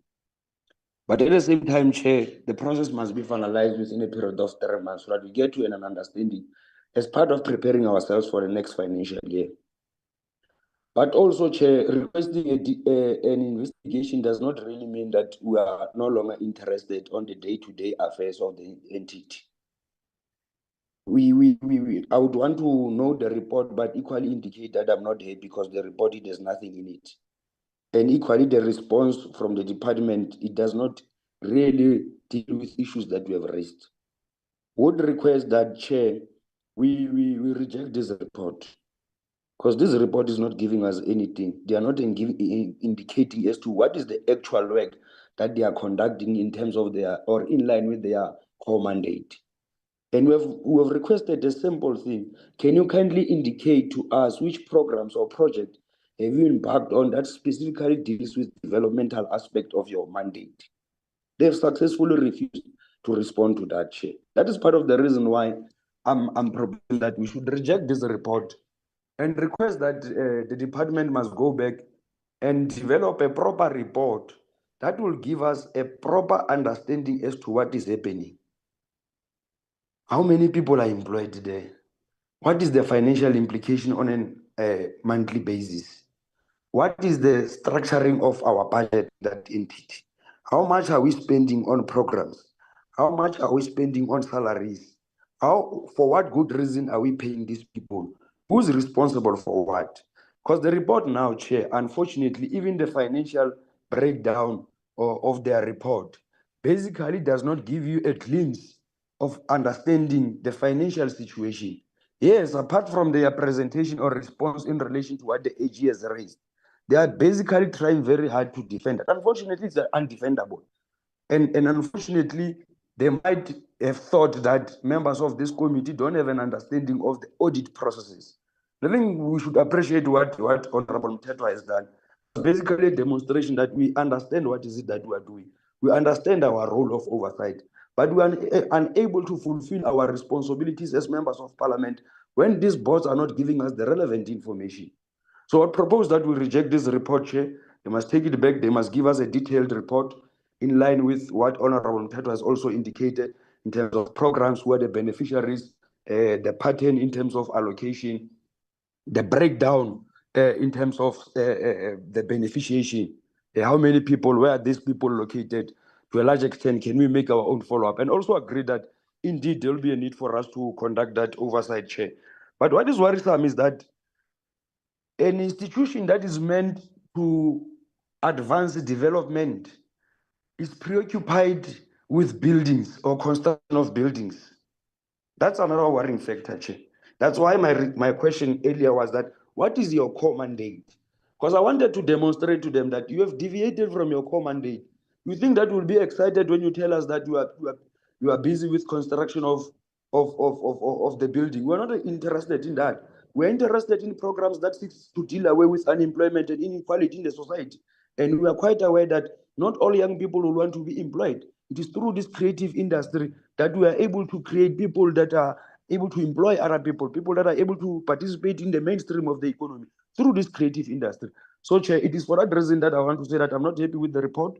We should also agree probably as a committee in terms of a standard reporting format as to which issues would we want them to reflect, because this is the second board, and to a large extent, when they are preparing a report, they are also not willing to give us an overview as members of the committee who are new into this committee. And largely, Chair, if they are not willing to give us information that we need, Chair, unfortunately, we'll have to be hard on them. There's no reason of appointing people that are literally refusing to be held accountable. So next time when we meet, if they don't present a proper report that is in line with our format, Chair, we must start beginning to bring them closer.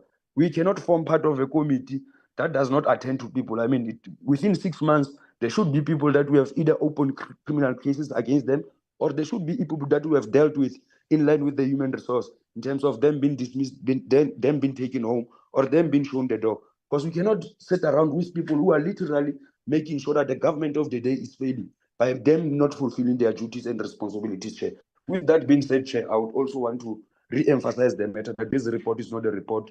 This thing is something else that we expected. Thank you very much. Yeah, thank you so much, Honorable Khabo. I'm going to give the MBTC an opportunity to respond.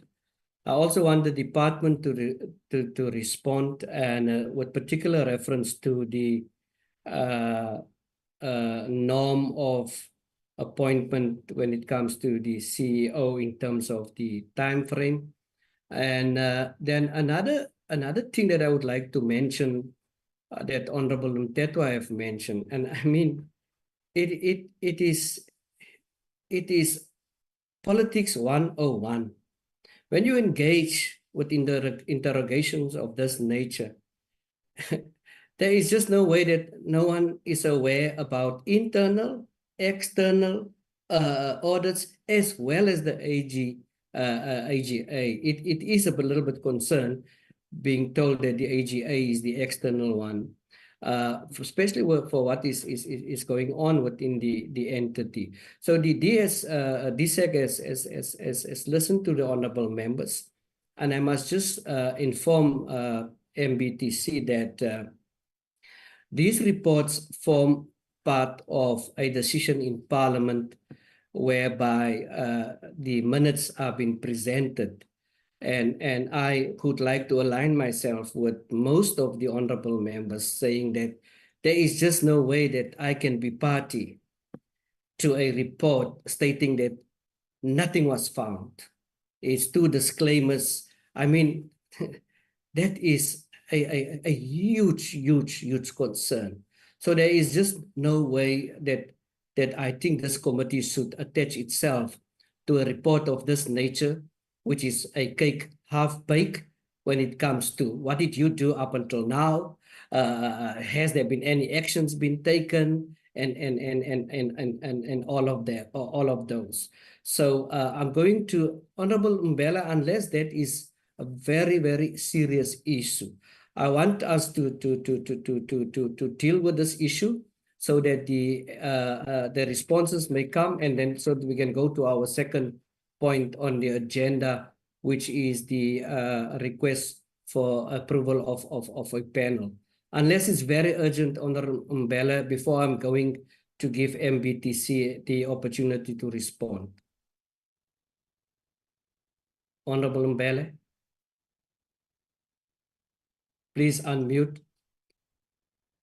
Oh, thank you, Chair. I'm so sorry. But no, it's fine. Let them present, because what I was going to suggest, it's what I can add. I wanted to add on the things that they have to submit or do.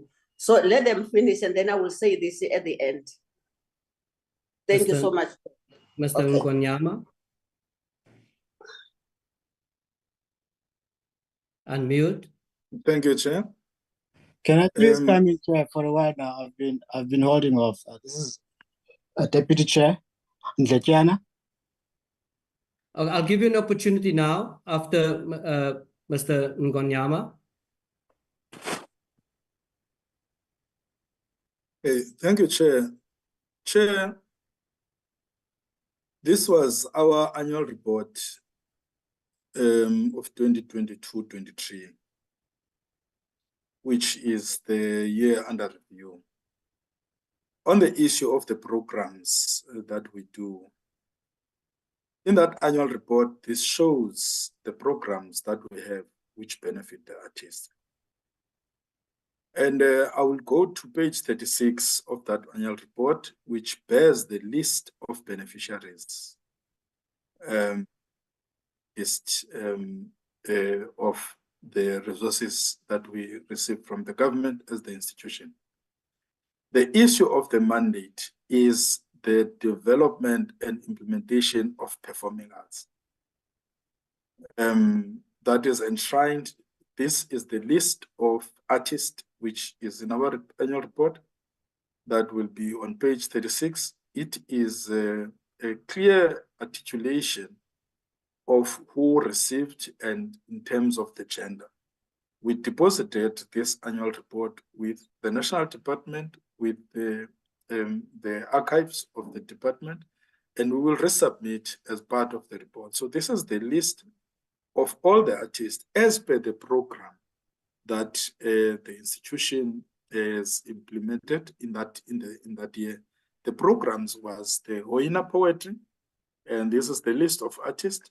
Live at the Barn, the list of the artists. Mandela Bay Jazz Legacy, list of the artists. Night of Voices, list of the artists. Seasons, list of the artists. Udaba Dance Festival, list of the artists. And Sakono Awards, Stage to Radio, Udumo Schools Festival.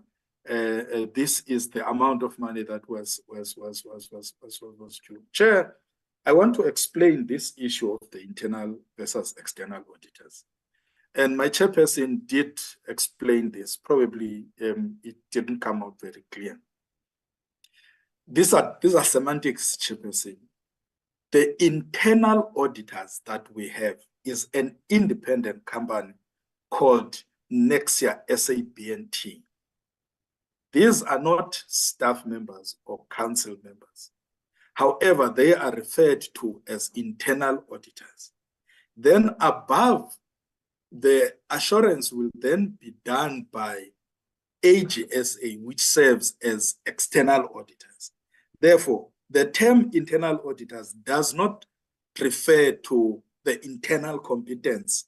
It refers to the company that prepares or does oversight and give assurance to the AG.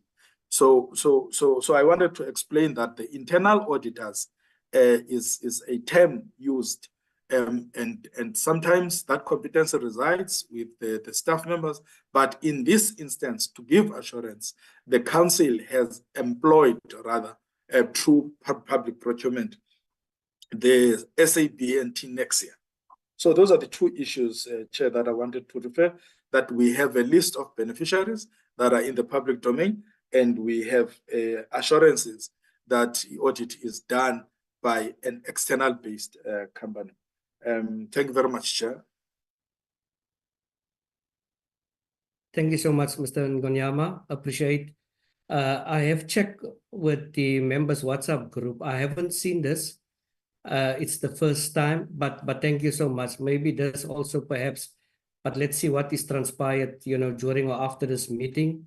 And but I think it is also necessary to provide members with this particular report raised by Honorable Mtetwa. I'm going to give an opportunity. Who did I say? Yeah, thank you. Yes, Chair. Yes, it's Thank you. you. Thank you. Thank you to the CEO for raising that report of all these activities that we have done. I was a little bit surprised that members would say they have not found anything. I mean, that was a bit outstanding. I was surprised that they had not read this report. A little bit disappointed as well. No, Mr. Ntanya, Mr. Ntanya, let me come in there. Njejana. Yes. Is that right? So my Almost, yeah, apologies. it's okay, yeah. No. Myself, I haven't seen this. So I think let us just clear this with the department, whether they have sent it, whether it has been presented. It's clear that members did not see this, and members should not ask or will not ask questions on stuff that they did not see. But you may proceed. Just to stress one thing in light of that, we have, since coming in July of 2022, found what we found and tried by all means to change things. And in this process, very transparent, working with SARS and AXA all the way. They have advised us, they've told us, okay, you are now in this status, this is what you are meant to do. These are all the processes that you need to do. And all these things are there reported for everybody to see. So there has been no attempt to conceal anything by this council in the last 2 years, from July 22. So if there's anything that this committee wants, they shall get from us as well as from AXA and SARS. So those are the two most independent people that will be able to report and back up everything else that we are saying here today.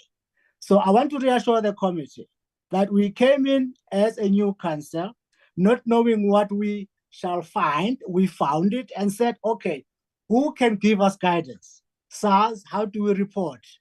And then we went to AXA, and AXA guided us. And in this last opinion, they said, we have actually done extremely well. Something quite different from some of what is being said in this meeting. AXA said you have almost turned the corner. There are certain things that need to be done. So, I mean, I'm a bit surprised by the aggression of this committee, actually. In light of what AXA has said, it's as if you've read a completely different report. Perhaps it's our own fault. We did not say enough, but we thought perhaps some information would be sought and augment what you know, because everything that is being said now is at odds with what AXA has found. I'm not saying we are blameless. There are certain things that we need to do, but I think it's a little bit unfounded, some of the things that are being said here, and come across highly aggressive. For what reason, I don't know, but I just thought I need to state that. No, Prof. No, Prof. No, Prof. Let me just interject here. Interrogation should not be seen as arrogance. We are responsible, Professor Nchechana, for oversight in this particular avenue. And I want to say that I feel for the new board coming on board very late. But here are issues that we have to lay to rest. and it's a report in front of us as members of parliament that we have to approve. And I'm saying it again, Prof. There is just no way that we can be party to a report to parliament on disclaimers with a non-response from the board. You see, the problem, Prof, of something of this nature is that whether you are new and there are legacy issues, it forms part of that particular board. So if the committee sound arrogant, or it seems that it's harassment, I would like to apologize on behalf of the committee. But the key issue is frustration. And Prof, you must remember that there are 28 entities appearing before Parliament. And what we intend to do as a committee is to heal and to clean a department infested with alleged corruption, because we are dealing with numerous entities that appear to us and they get away where no action. We are prepared as a committee, Prof, to say that we can meet again, to say this is what we want, this is what we want. That's why I don't like these kind of meetings, but be as it may, it is because of the amount of portfolio committees that we have, and some of this we must have in person and some on Zoom. But I am happy to lead this delegation. I am happy to lead this delegation so that we can meet in person, and in terms of your response to say, how best can we as Parliament, how best can we as MBTC, how best can we as DSEC, because DSEC must also take full responsibility every time if people appear to us. There is just no way if people appear to us and they receive clean audits and the stuff has been done, people receive their monies et al. Then there is no problem to say, listen, now we are healing. This whole thing that we are discussing, Prof, is about social cohesion. That is the core objective of this department, the core objective as us as individuals. So I think once we have a something on the table to say, listen, we are prepared to act. And this is what we want to hear from the new board, because you have owned these problems. So some of these problems may not, like this report that is in front of us, I must say with due respect, we haven't received it, Prof.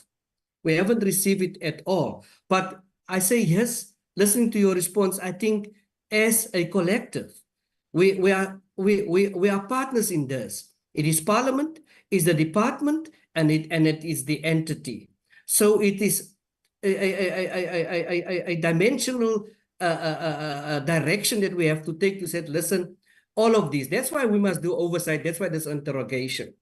That's why the issue, and let's take the issue of appointment that I said is out of the norm, that someone have been appointed permanent. We know that some of the positions are 5 years. Asking it, perhaps maybe not the way we are asking it, but the fashion that we are asking it. And maybe if we are in person, it might sound the other ways, because some of the honorable members does not show their videos because of connection issues. But I think for the way forward, honorable members, is for us to have a meeting again, put our issues on the table, so that on the side of the new board, they given them an opportunity to interrogate it themselves. Because sometimes I used to say that whether those who are not here anymore, we need to follow the money. We want to follow the money in this organization, and that is important for us. We cannot allow people, like I've said, I almost say, well, I wanted to say fiscal dumping. We have put money in to say, here we are as a new entity, MBTC. Go into the history, listen to what is presented. There are a lot at stake when it comes to social cohesion for us as a country. Look at us for what we are. Don't say because others are corrupt, therefore these ones must be corrupt. Examine us. Don't make presumptions, stereotypes. which is what came through this morning. So I'm glad with what you're saying, Chair, and we will provide evidence. As I said, go to SARS, go to AXA. We've been with them all along because we knew that there are certain things we do not know. And they are in this game. They know what we should do, and everything has been reported. It's all there. Thank you for your response. Thanks so much, Mr. Mtesana. Through you, Chair. It's actually better to say Prof. Through you, Chair. Through you, Chair. I don't think we should agree to be intimidated by this, because if people were listening to the questions, the first thing that I asked, I said, when was the board appointed? Nobody spoke to that. This report, it was sent during the term of the 6th Parliament. We are the 7th Parliament. If people are coming to report, they should know what you can't report, give us an integrated. I hate even that term, integrated report, which is a high-level report that doesn't speak to we said the lives of the people. It's only now that we are shown the list. Had we not asked that question, we wouldn't have seen the list. So please let us not be intimidated. We have a reason why we're asking this question, and we're not looking at people as they are corrupt. We've never used that word. We're just following the money, and we will continue to do so to any other institution. It's not because we are being aggressive. We just require information. And when people present, they must listen to the questions thoroughly to say, what is it? I asked this.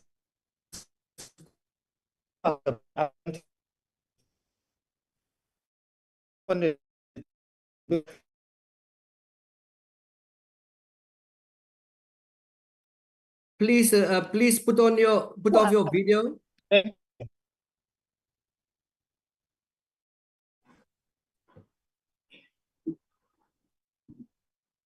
Chairperson. Chair, my hand is been up. Chairperson. Chair. Honorable Molotwane, you can proceed. Thank you, Chair. I think, Chairperson, to some of the issues. Chair, my hand has been up even before Professor Ndlekyane or after Professor Ndlekyane. Is it possible for me to be recognized? My name is Mbasame Tuse from MPTC. Thank you.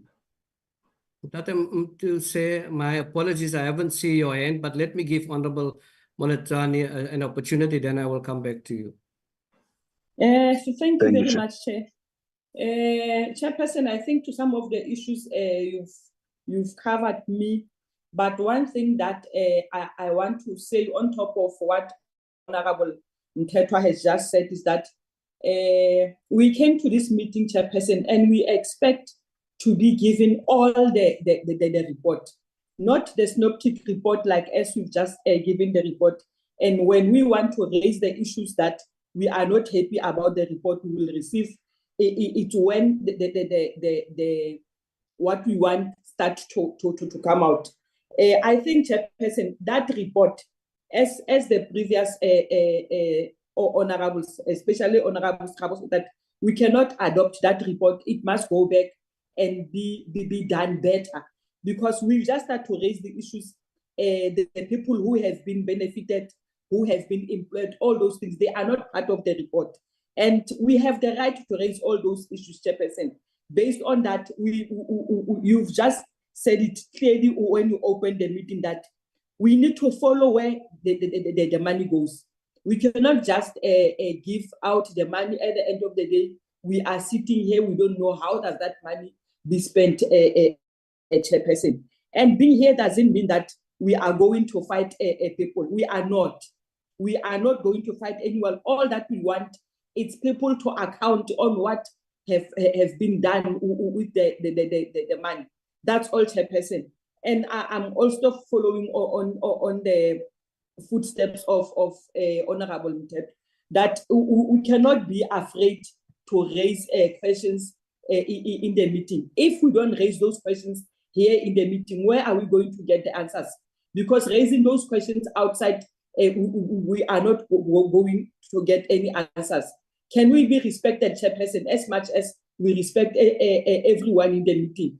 we have the right to raise the question, unless we must sit back and relax and not doing anything. If that's the case, Chairperson, then what is the reason for us being here? Thank you, Chairperson. Thank you, Honourable Member. I'm going to, I don't want to deny or stifle debate. I'm going to give Mr. Mtusi an opportunity, and then I'm going to make a ruling, Honourable Members, because we are running out of time, and those that there is more members, and I don't also want people now to be defensive or in approach. Let us deal with the issues at hand, and let us come up with solutions. How best are we going to solve the problems and concern that we as a portfolio committee have? Mr. Mtusi? Thank you very much. Thank you very much, Chairperson, Honorable Chair. I'm quite happy that you have given us an opportunity to also share our own version as the board or as the council. Indeed, I do understand where Professor Ndletyana comes from. I was also quite so uncomfortable, Chair, earlier on. Remember that we are also professionals sitting where we are. We actually go to MPTC to try and make a contribution, not necessarily working for MPTC, not being there to parasite the fiscus or money of our people. So it gets a bit discouraging and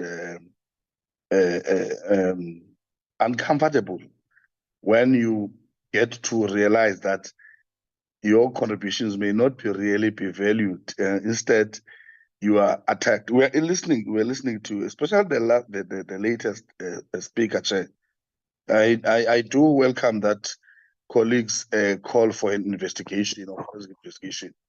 Part of what I do in my business is forensic investigation. So I'm always pro that.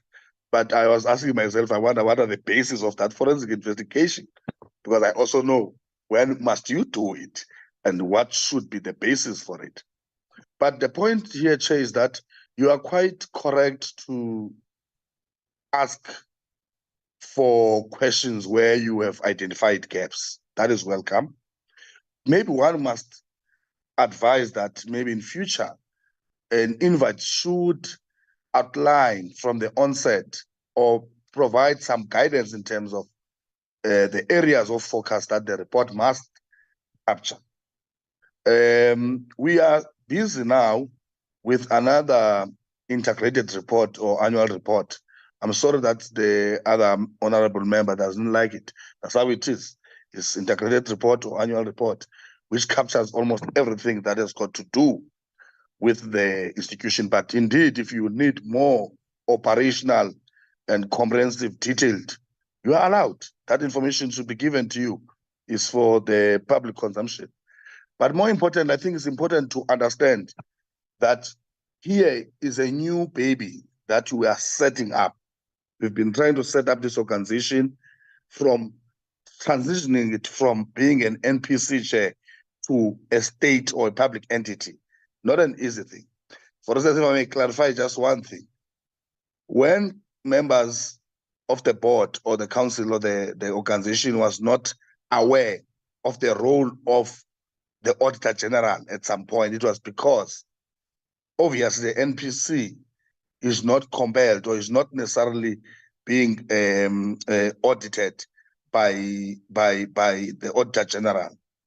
But when public funds comes to fore, the PFMA takes precedence. And with us, remember, it doesn't affect us. We are quite happy to have Auditor General on board. As the Prof was or the CEO was clarifying what we call combined assurances. We do indeed, we have an internal audit function in the form of a company, which I think we are quite familiar with that, Chair. In some instances, depending on the size of the organization, how many employees you have in that unit, if you don't have enough capacity, you may opt for a company to make sure that we have a clean organization, so that you have all combined assurances in place, and you are in a position to produce a clean audit or an unqualified audit, as it is the case now, by the way.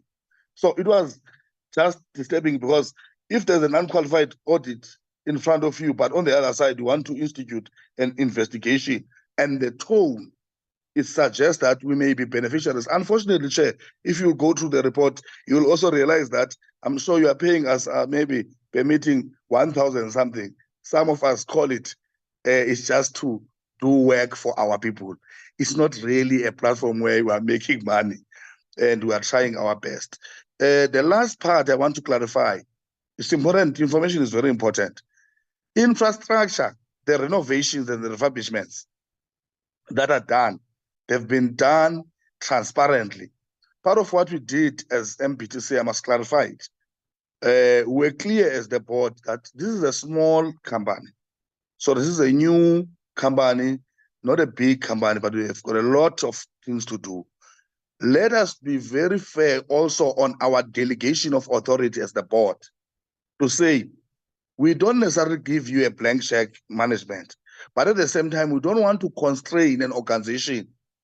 You find an organization unable to function, Chair, and achieve its obligations. So part of what we said was that one of the critical components or aspects in this organization is the infrastructure, is your building, where you have to not only place employees because of the nature of the work that you are doing, the arts and what they do, all that it must be addressed. It's not something that we would have to go and negotiate, Chair. We have, in our course of executing, exercising a governance oversight, and we had to make sure that that aspect is addressed. If not, it would mean this organization is unable to function and will collapse. So I heard with all people talking, it is critical. You cannot be able to deliver on your mandate without it, or else you just close shop. So, but I think if you need more information, but also in future, I would advise that you clearly outline in terms of areas that would have to. We are answerable to yourselves. There's no question about that. We're answerable to yourselves, and you can dictate on anything that you want us to answer on. That will be done, Chair. I can assure you sitting here. But to assume that things are not there or things are not done properly, and then we go on and on and on, we may cross each other. And the likelihood is that we may also be a bit disturbed, that we are not some small babies. We are also professionals, respected in our own right.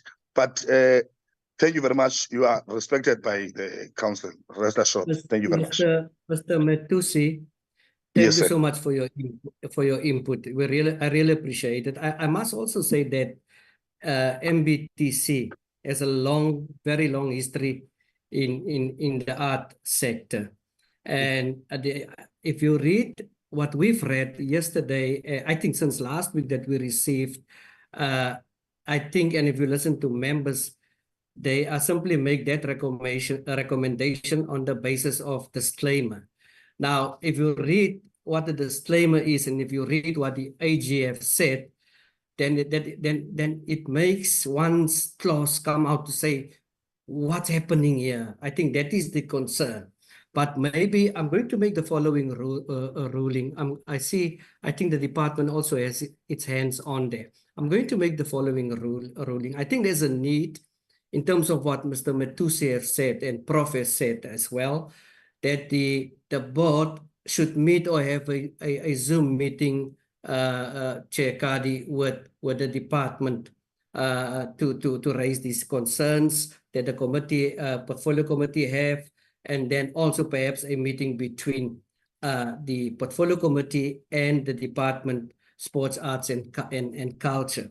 But I think it will be an opportune moment now for us to say, let us adjourn this meeting, and let me, as the chairperson, because I've just noted on my WhatsApp group that a number of members has not seen the report give us the opportunity. I see the department also stated that the annual report was tabled in Parliament, and it seems that the committee did not have access to them. If that is the case, we will then utilize the opportunity to say, let's go through this report, let's formulate. Even our program is so full. Even if we have an opportunity to meet on a Saturday, the portfolio committee to say, come, let us take this entity forward, this perhaps to the new board. And I'm saying it again with due respect.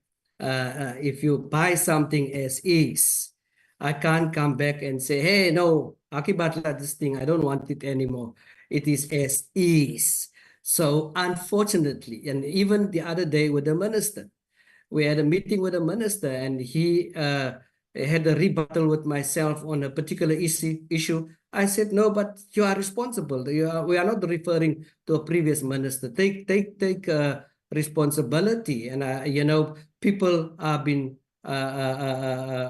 act upon 30 years later. So these things are happening, but unfortunately, so for some, we know, we know what is the real issues here.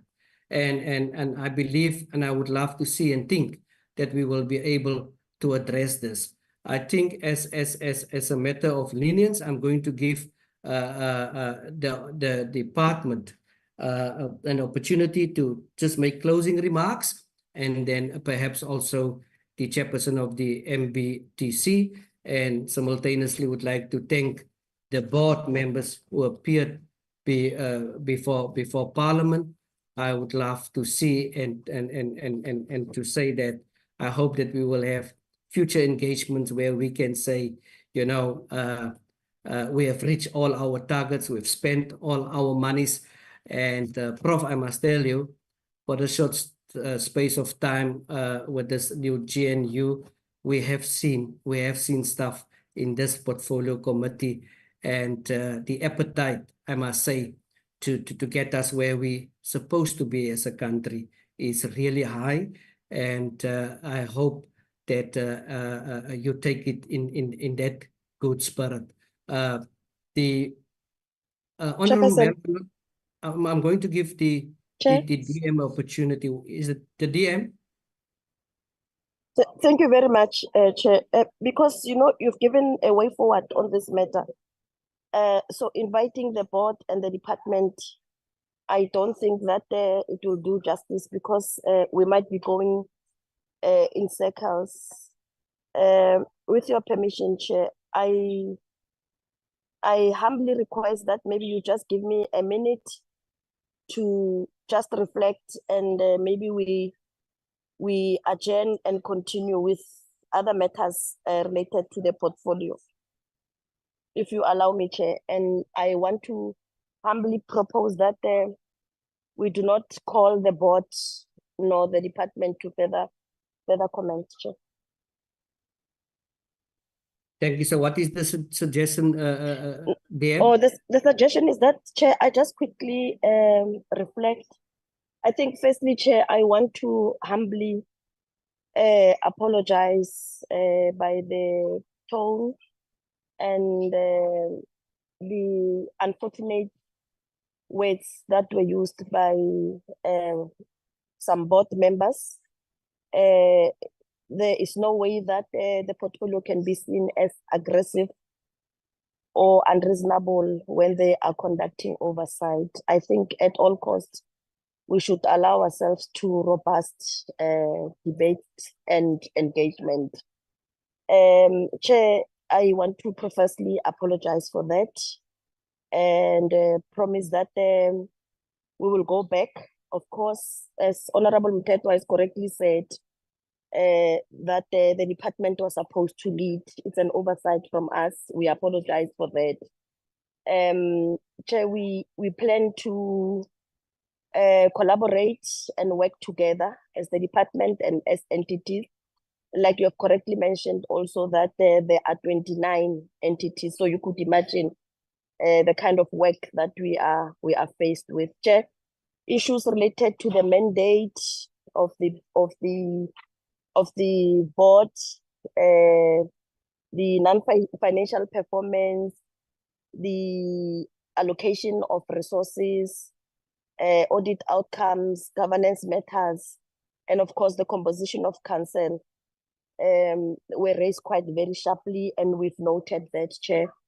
Maybe with your permission, if you can reschedule us so that maybe coming back, we can beef up on the current presentation, you know, and of course, if money is spent, money should be spent in terms of developing our people. We are not interested in spending millions of rands on buildings and administration. So, Chair, we humbly request that, as mentioned, on issues that the department, the presentation should then improve. Give us a chance, then we'll come back and humbly report before the committee, and also to say unapologetically that it is within your right to raise questions in whatever tone. Of course, there are frustrations, and the previous board did not do well, so we welcome even the tone of the portfolio committee. It shows that the 7th Parliament, it is indeed coming up with a strength on accountability. I would not also want to reflect on how the previous portfolio committee functioned, and you would know that it's one of the committees that was unable to do oversight as to why, we don't know, but I'm sure it's one of the things in your reports that you came across. So, Chair, I want to apologize and request that you please consider my request. Thank you very much. Thank you, members. Deputy Minister, thank you so much for your input, and the advantage that we have having you in this meeting and this platform is that you also speak from a previous position as a former chairperson of a portfolio committee, and I think you feel the way for us, the way we are dealing with the issues. But I think let's do this. If the department then can submit the information that we request, including the report that has been submitted here now on the screen, then I would suggest or argue that it is imperative for us to meet again and perhaps invite you for the BRRR process. And I think that's the only way that maybe will be possible for the committee. And I don't know, the Deputy Minister has spoken, Chair Kadi. I don't know whether you still have something to say. But I think the way forward, let's see how best we can respond to all the concern and the information that we request, and also some of the presentations that has been seen or not been seen, submitted to Parliament, not submitted to Parliament. But I think the beauty political part is that whether we have seen things or whether we are now in the game, or whether it's a new dispensation, whether it's a 6th or 7th Parliament, we are all now, responsible for what is transpired. And I think it is imperative and upon us to rectify those. Unless you have something serious, Chair MBTC, I would want you to say. Just unmute. Thank you, Chair. No, thank you, Chair. We welcome the engagement with the committee and all the deliberations. We are going to submit the reports as said, and welcome Deputy Minister's inputs and your leadership in this regard. And we would really want to come and see you and see how best you can find time to get into the footsteps we inherited. An oversight visit will be welcome. We are more than ready to host the committee. Thank you. Thank you so much, members. I will, on this particular note, agenda meeting, that the MBTC, you are welcome if you would like to leave to leave the meeting. The following item will then be an item. Thank you, Chair. Thank you so much. Thank you so much, everyone. Yeah. Thank No, you. thank you, Chair. Thank you. Thank you, Chair. Thank you. Thank you, Chair. Thank you. Bye-bye. The Yeah. following item for discussion will be the consideration and adoption of the NCLIS panel. The portfolio committee secretary, please guide me. Is there any presentation to the members? Is there any explanation on what is expected from us to do here? Yes, Chairperson. Fiona will flag the presentation and take the committee through the process, Chair. Thank you. Thank you, PC Secretary. Content Manager, it's your opportunity now. Thank you, Chairperson. Just like to check if the presentation is visible. Yes, it's visible. Okay, great. Let me just go. I'll be quick, Chairperson, because I'm aware that we are pressed for time.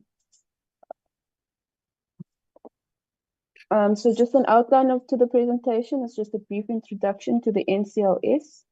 The current situation points to consider why the council needs to be appointed.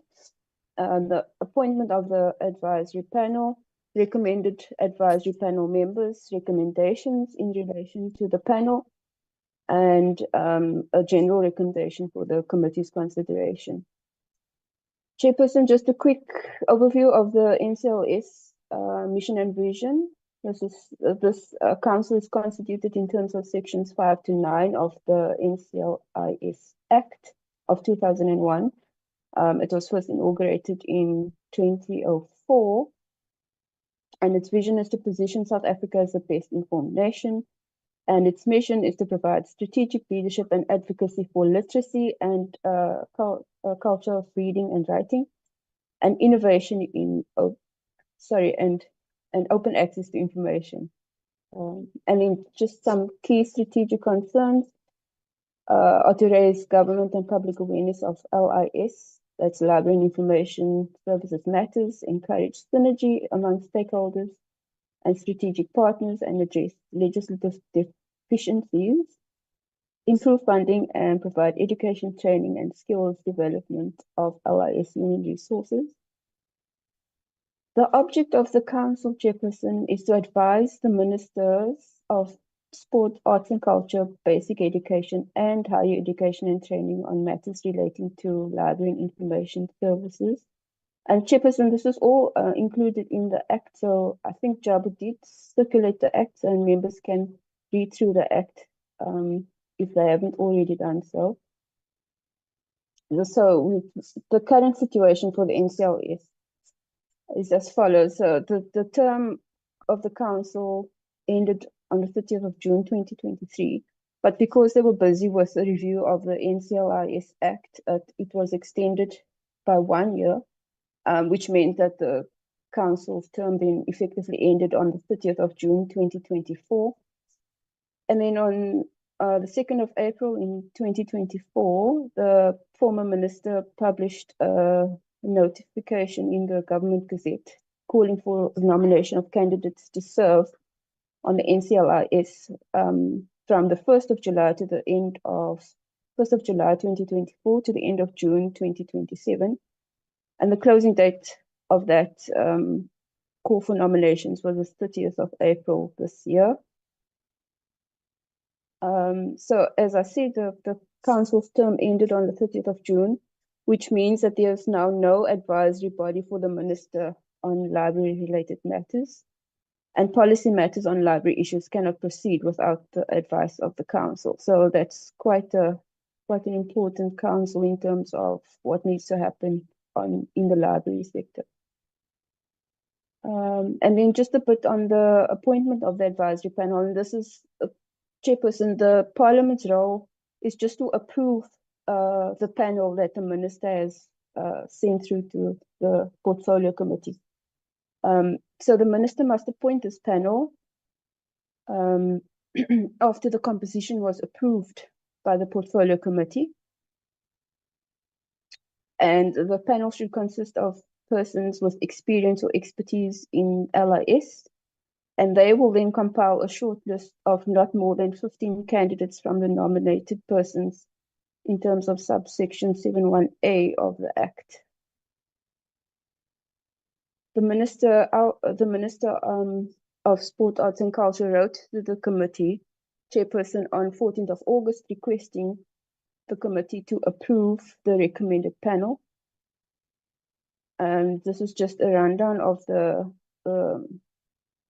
advisory panel members that the minister has recommended. Chairperson, I'd just like to highlight that 5 out of 6 panel members are from DSAC. They are DSAC officials. And then we have Professor Nkhope at UNISA, who's obviously then from the higher education and training sector.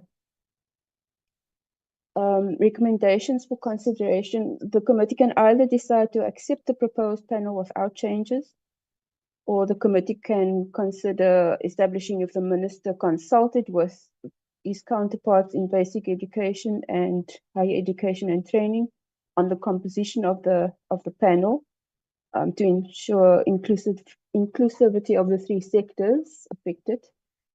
And then the committee should also inquire why there is no reserve list, as has been the case for previous advisory panels, and that, chairperson, is just in case they lack capacity or time to process these nominations.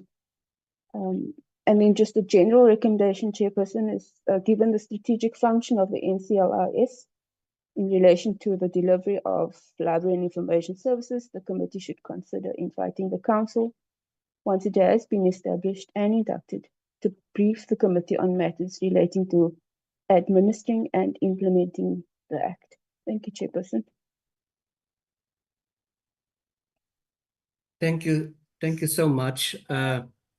Appreciate the information. Before I'm going to give members an opportunity, I just want to know what is the time frame for us to respond?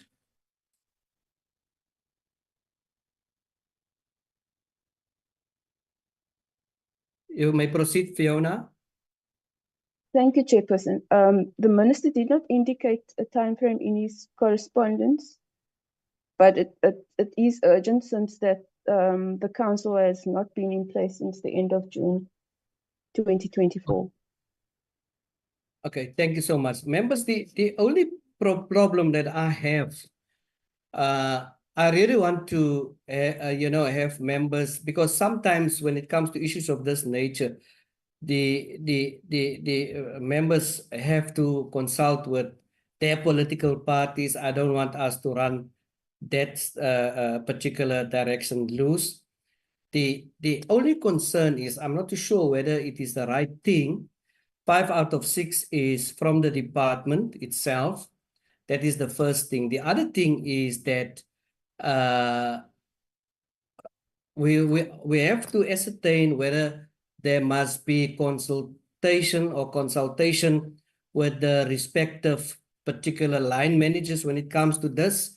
We had the issue earlier where people belongs to more than one board. That is also another concern. And I want to raise a very serious concern in terms of the names in front of us. And that concern is inclusivity. The board being presented to us is, for me, not inclusive enough. I don't want us, to rush this thing. I would want to give members opportunity to go back perhaps to their political parties or come with that recommendations. I don't know what the effect will be of recommendations from members representing political parties. So I'm not too sure about that.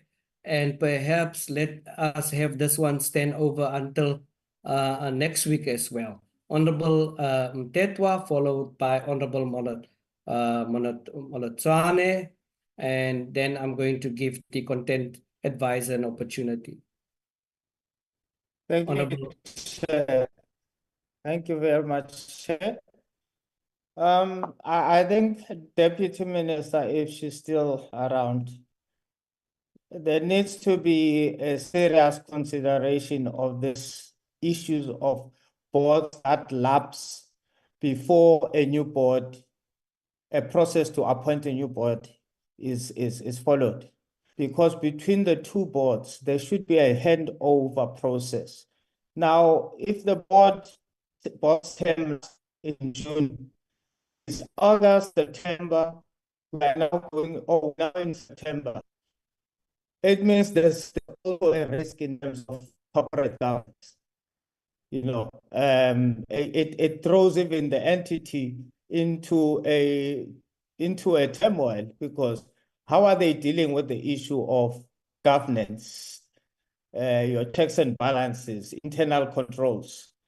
Secondly, so it's something that, because I think we're also, Chair, you probably read the previous report of the board.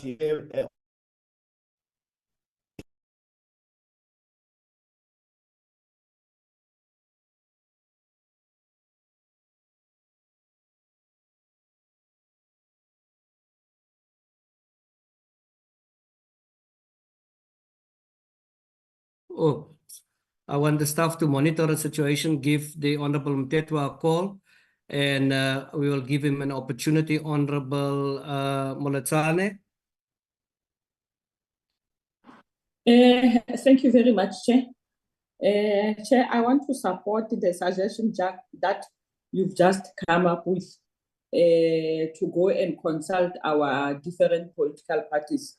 I think it will be fair to us not just to come in the meeting, given the report without even to do a proper consultation. So I will concur with your suggestion, Chair. Thank you. Thanks, Honorable Mbele.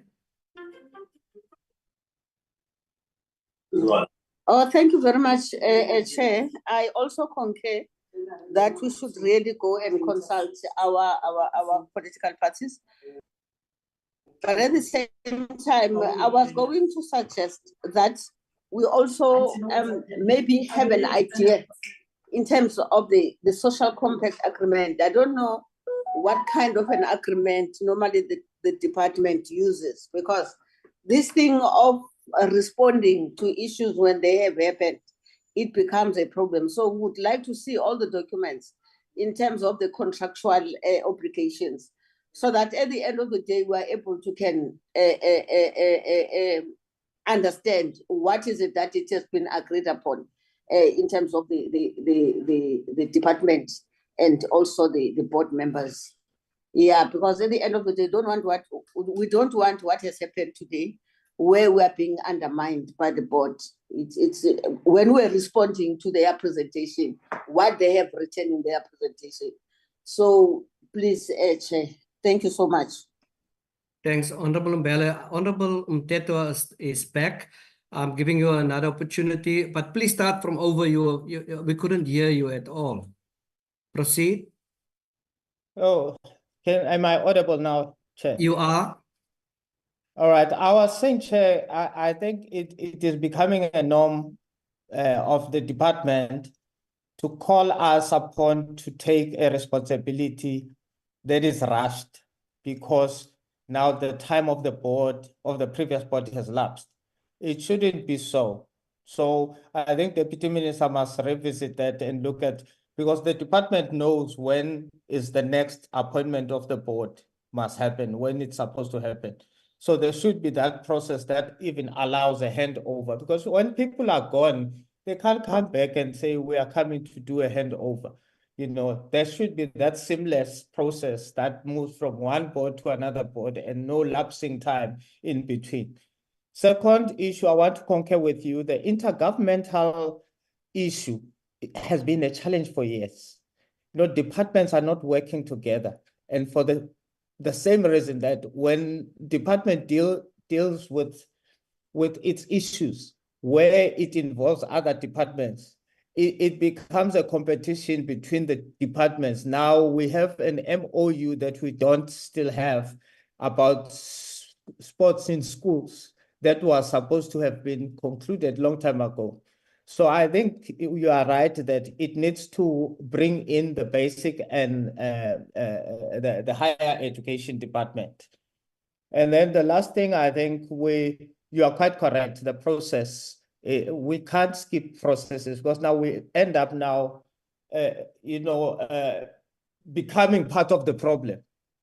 If we have to now skip processes, and then we will be held back responsible for such. We'll have to account for such. Indeed, political consultation, it is required because sometimes in these boards, people bring their own people, and then you find that you have to endorse somebody that maybe the organization might not even. Also, the issue of the CVs, we need to see the CVs. It can't be the department people only. Thanks, Chair. Yeah, I think that's a very useful input pertaining to having the department. I perused the CVs, I must say, very, very, very strong CVs.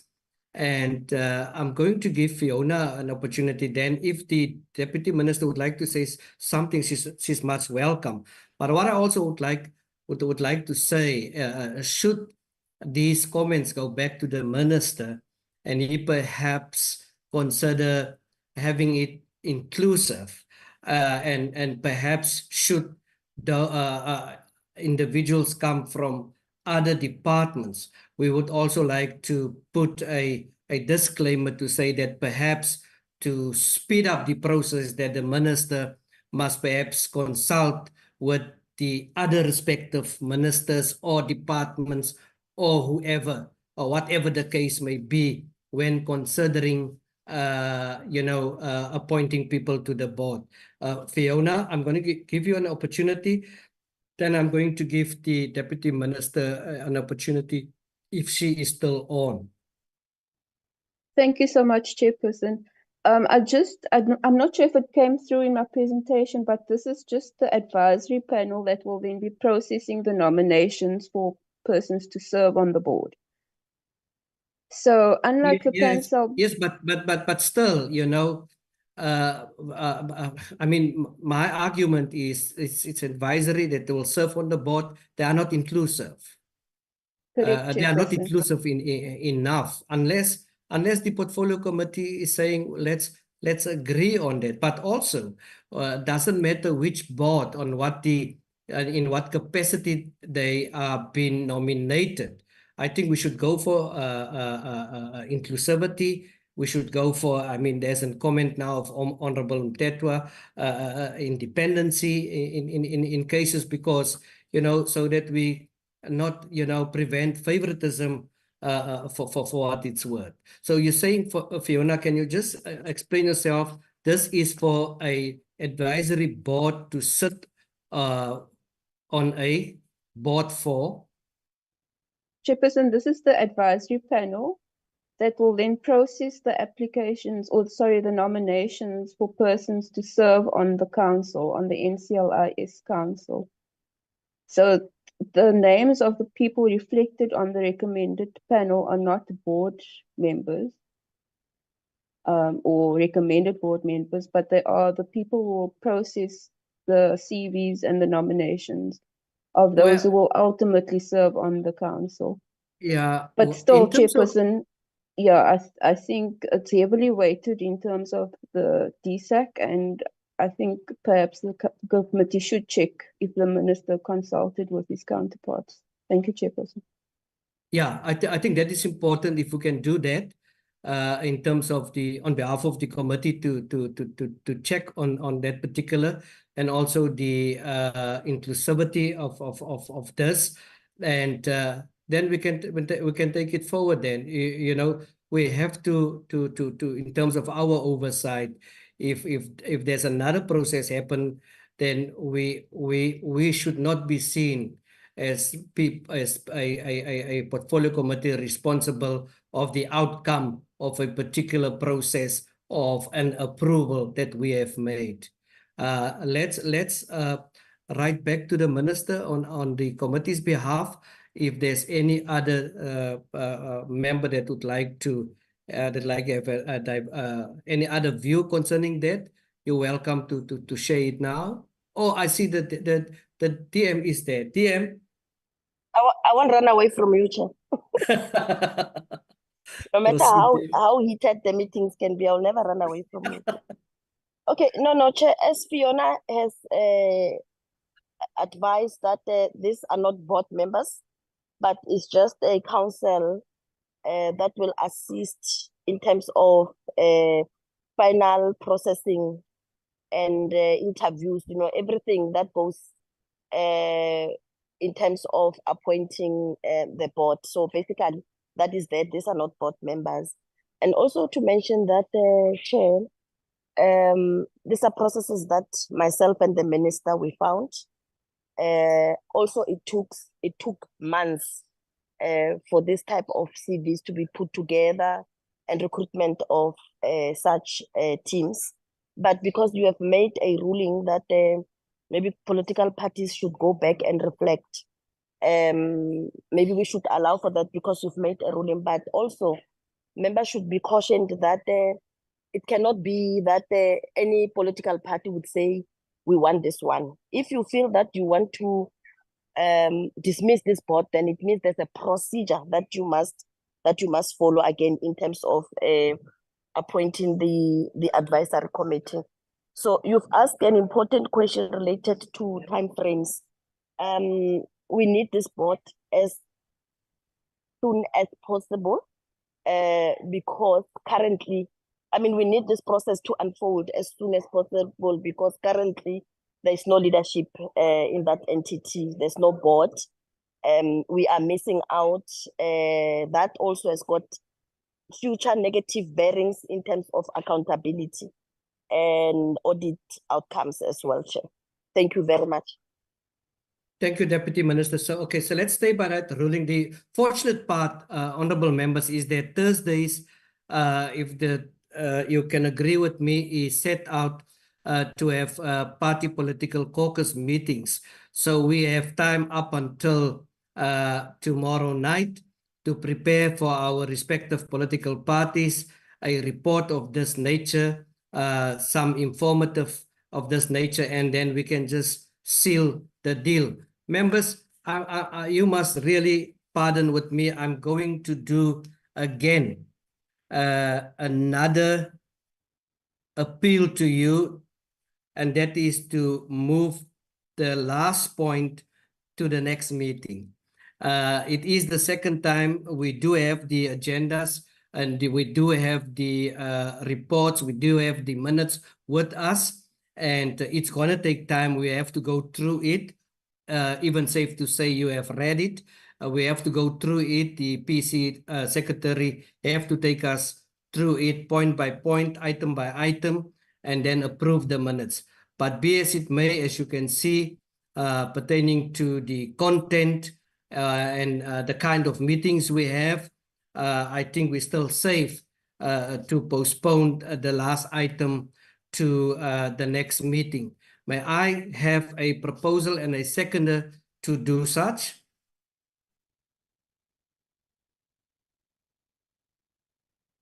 If there is no proposal and a seconder, then we have to go to do all of this. Thanks, thanks, Honorable. I was just teasing. There's a proposal. Is there any? There we go. Thank you, Honorable Khabo. So we will move this to the next meeting. Members, again, thank you so much. Thank you to the Deputy Minister who has also made it clear about our roles. And thank you to the honorable members that is present, media, those who have listened in. Thank you so much. And I now declare this meeting adjourned. Thank you so much. Thank you, Chair. Thank you. Bye-bye. Thank you. Bye. Bye. Bye.